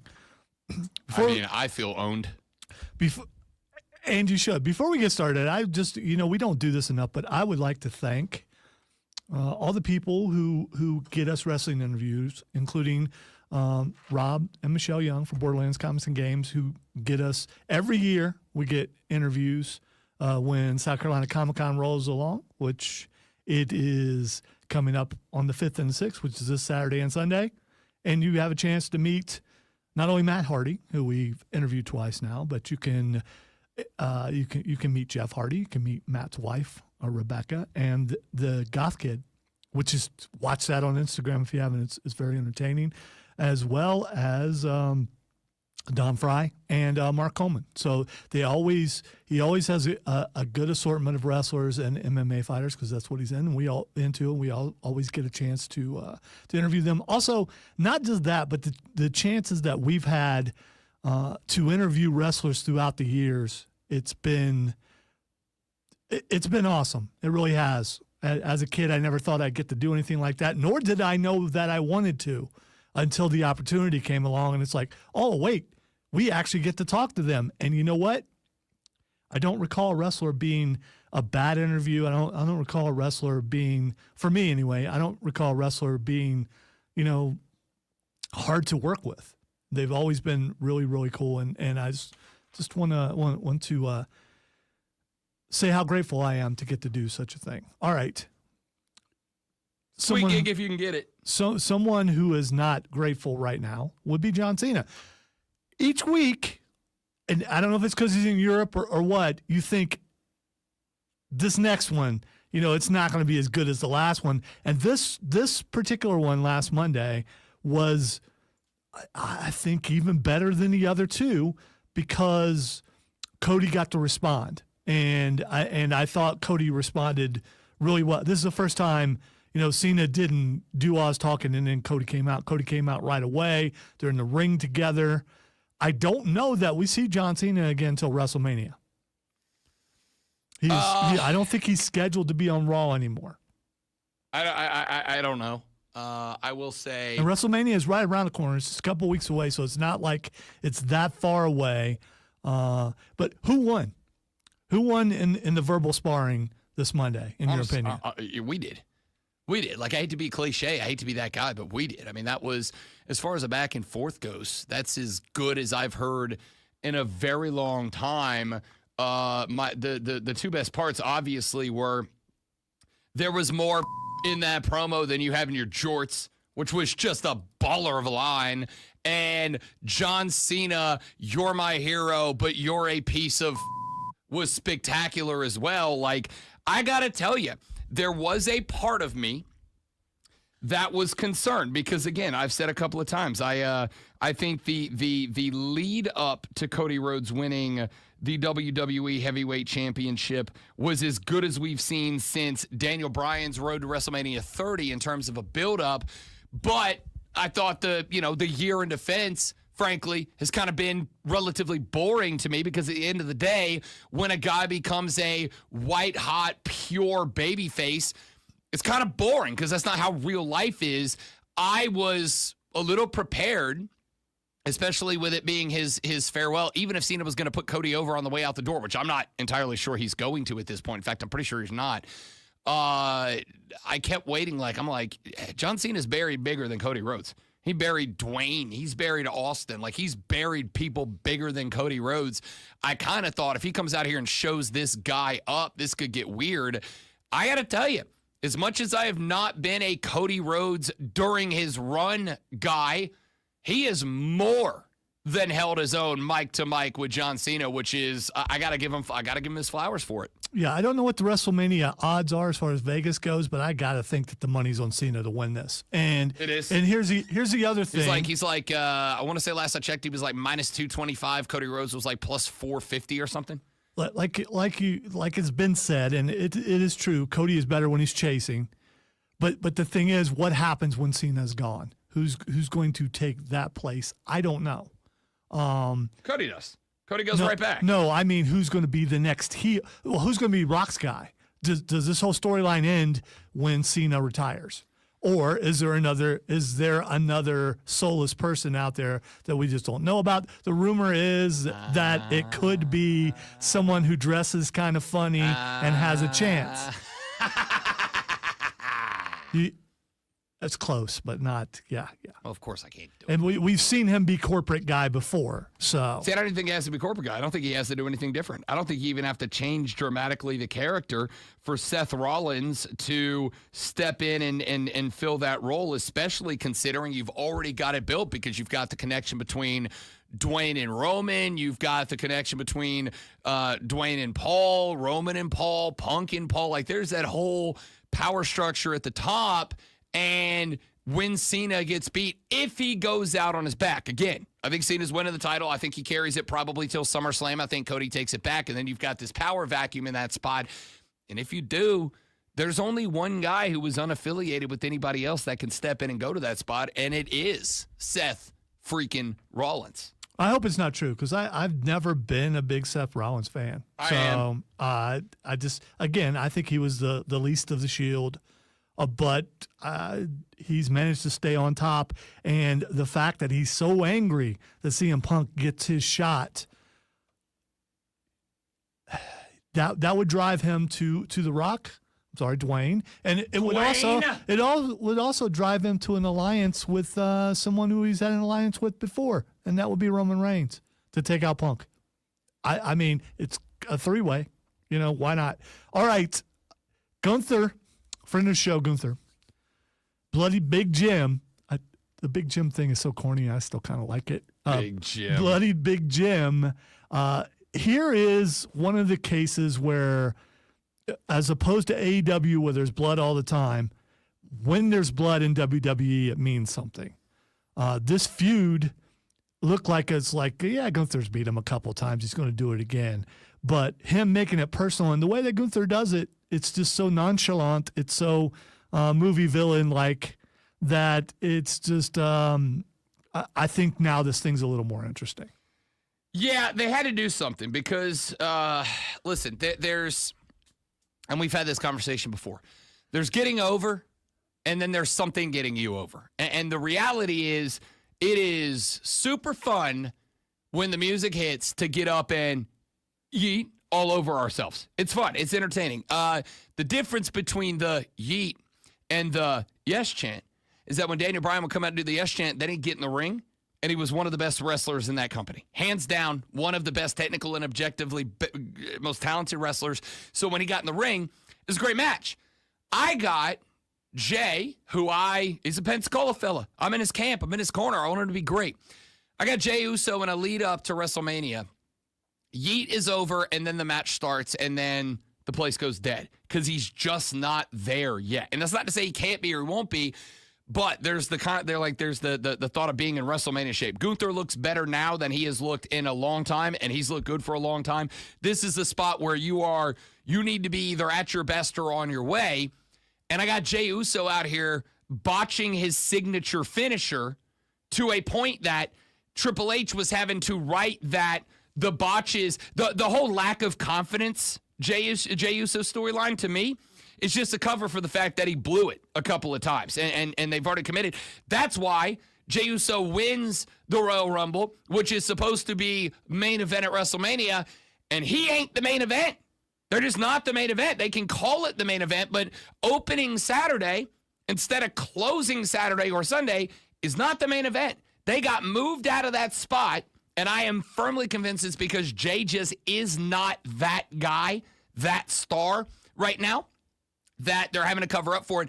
The only way to get people back on board is to turn Gunther into the most heinous Bond villain they could come up with, and that's exactly what this did. By the way, and I know you don't watch LFG, you should watch the last episode of LFG because Gunther was on there. I've seen the clips. And he made Undertaker mad. He made everybody mad. He made Booker T mad, but everything he said was right, and it was very interesting. Check it out if you haven't seen it.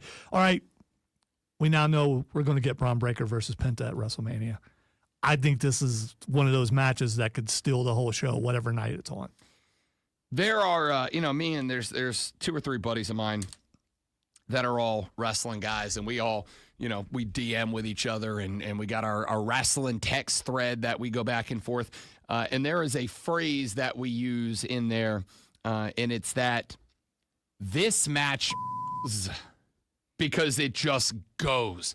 Braun Breaker v. Penta may very well steal WrestleMania weekend. And finally, Rusev has signed. Where would you put him?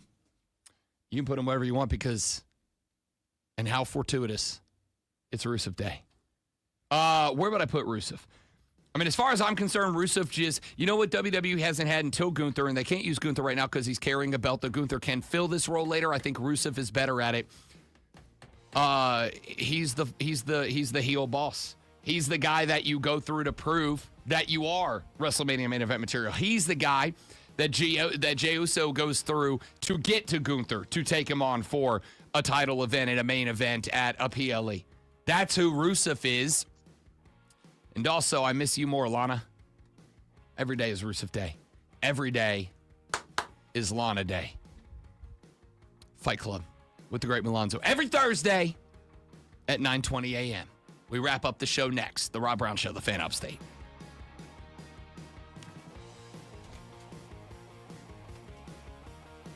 Lana is the best. Lana number 1. They're also divorced, aren't they? So I doubt she's coming back. I thought they were like going through a divorce and then they reconciled, if I read correctly.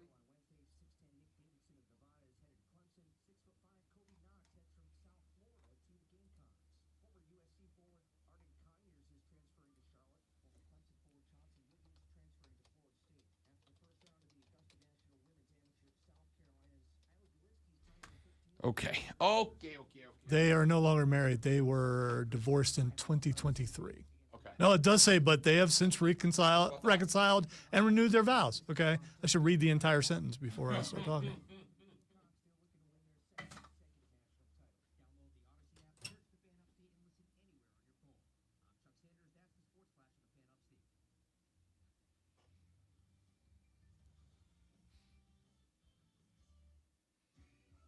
I had some AEW stuff on there, James, but once we get talking and it's a short segment, I have to condense, and some things have to hit the cutting room floor.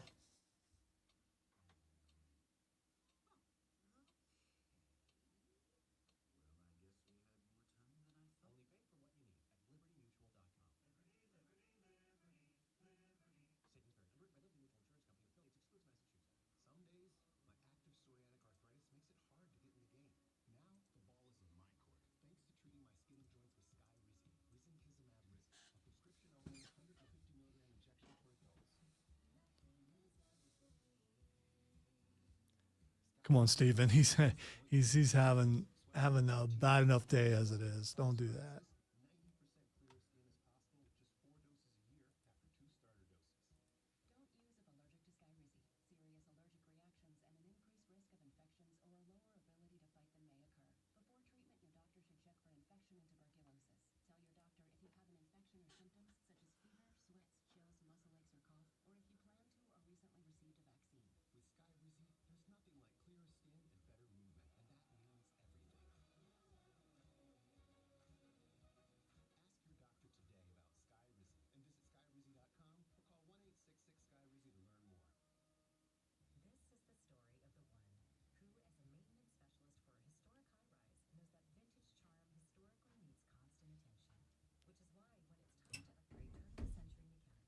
Is that a bald spot on the top of Rob's head? No, it's not. It's just glare. All my best qualities are from my eyes up. No bald spots.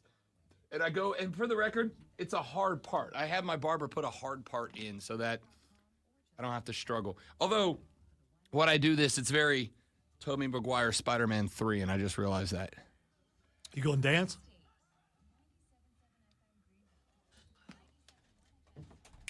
Just don't smack Mary Jane. That's all I'm saying. I love that movie. I don't care what anybody says.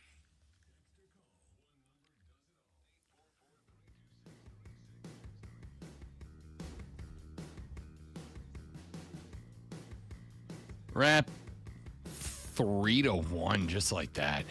Listen, I need a win. day to fall I apart. haven't had a win in a while. Yeah, it's been like a it's month only and a half. Thursday. I could have a really bad Friday. Plenty of time for the late game 28-3 style collapse, but hadn't happened yet. Alex Ovechkin, very good. Very good at hockeying. Career goal 892 last night for Alex Ovechkin taking on the Carolina Hurricanes. You know what sorry. Go ahead. I was going to say, I'm curious about something. So if people who don't follow the sport, is this one of those that you will actually tune in to watch him break the record? Like with baseball, with the home run race and other things that are highly publicized in sports that a record is about to be broke.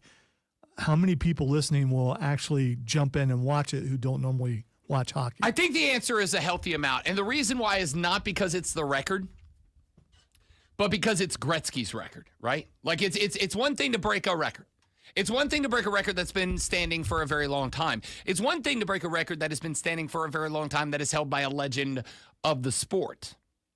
It is another thing to break the definitive GOAT's record, right? Like the definitive GOAT's record. If you break a Kareem record, then that's one thing.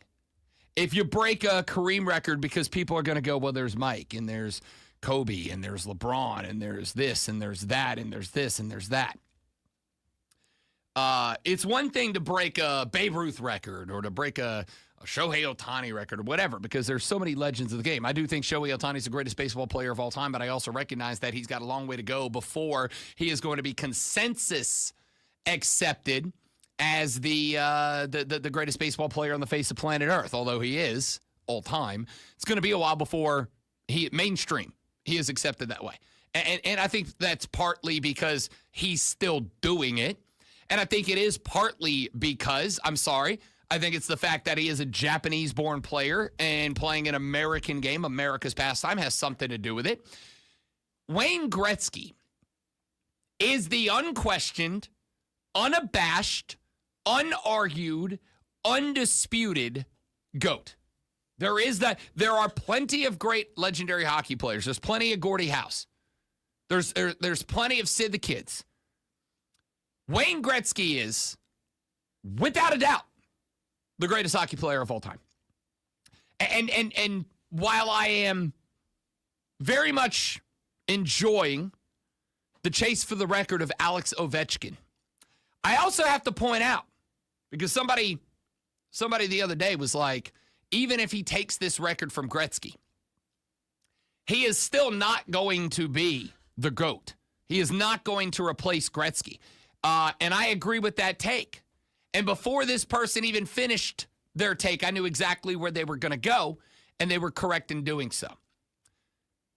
Alex Ovechkin is 3 goals away from surpassing Wayne Gretzky for the most goals ever scored in the National Hockey League. That's a hell of a legacy. Do you know what other record Wayne Gretzky holds? The most assist in the history of the National Hockey League. Wayne Gretzky, over 1,487 games. If you're seated right now, I want you to take a pen and I want you to write that number down. 1,487 career games. Wayne Gretzky had 1,963 assists. Now, if you didn't write those numbers down, don't worry. I'm here to do the math for you. That is an average of 1.32 assists per game. I don't know, for those of you that aren't big hockey guys, I don't know how to put that into a sports comparison to really tell you how impressive that is.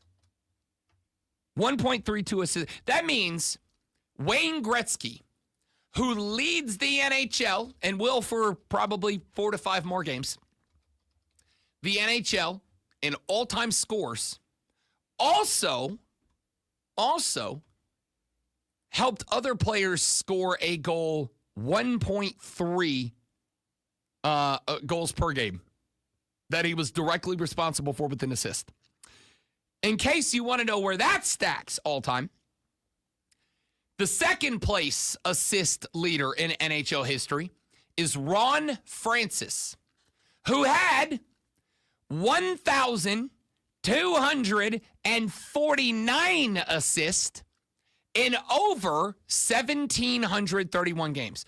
Wayne Gretzky played roughly 250 fewer games than Ron Francis did and has roughly 714 more assists. Again, I wish I could come up with a comparison to tell you how impressive that is. Wayne Gretzky has 714 more assists than the second highest assist leader, Ron Francis, and he collected it in roughly 250 fewer games.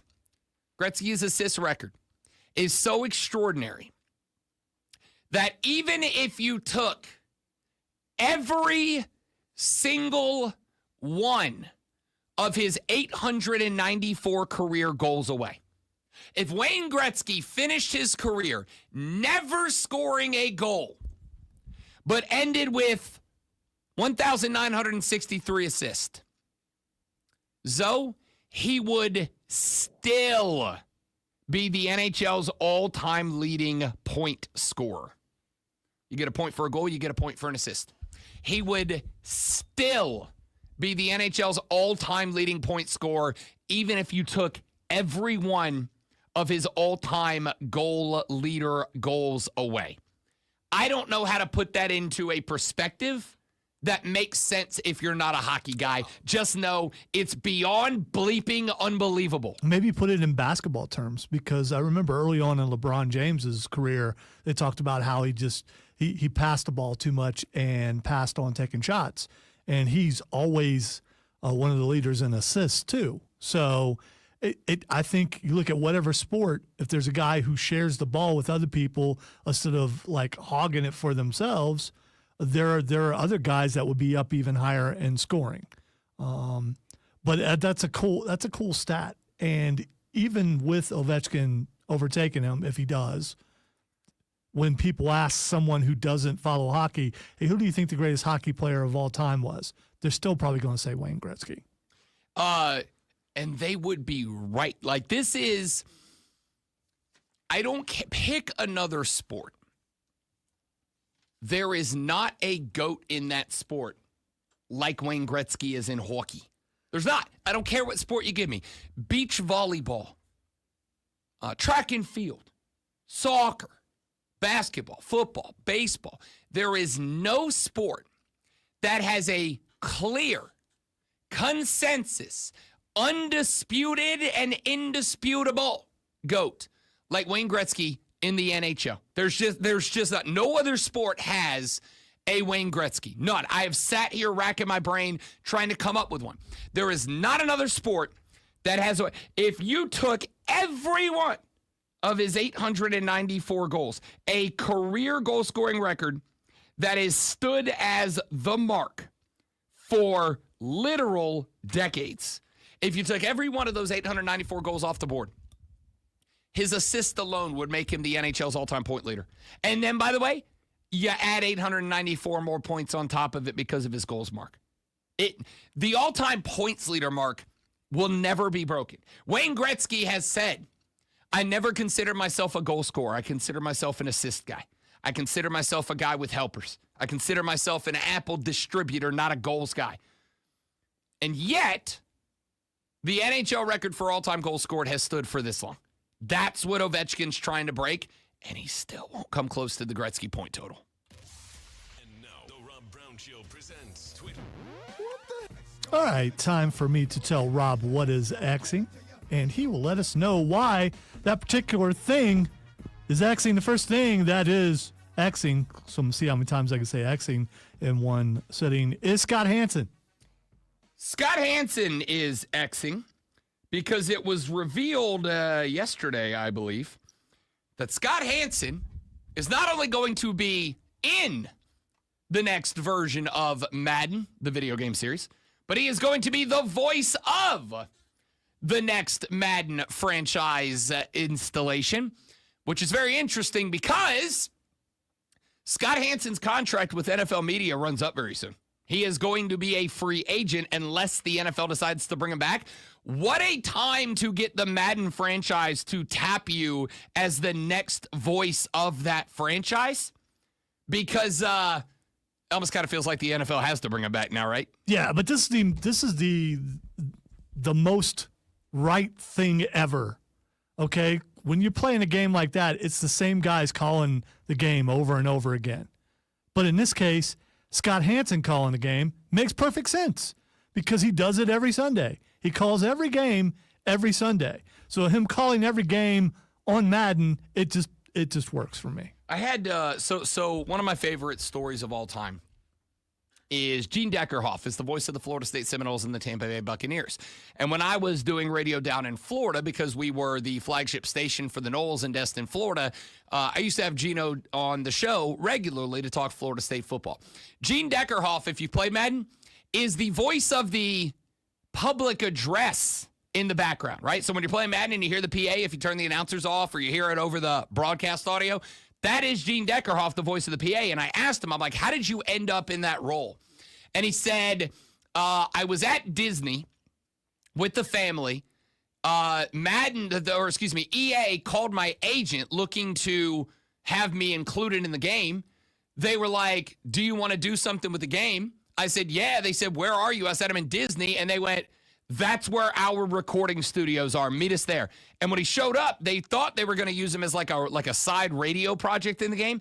But basically they were like, yeah, no, you're just the PA. Why? Because that's going to allow us to put your voice on every game played every time somebody plays the game. And he ended up getting a lifetime royalties arrangement with EA Sports because of that. That's a good deal because that game is and at the time I wonder if he thought, this is going to be like a one-year deal. This thing will never go off. And look at it now. All right, the next thing that's Xing is Josh Allen. Josh Allen is Xing because I talked about him earlier on the show, and obviously now the nation has brought it up. No, that is not why. I do not know why Josh Allen is Xing. Either it's his birthday or it's because of his wife. No, you're going to love this. This is because all the rules changes, according to the internet, have been changed so Josh Allen can win.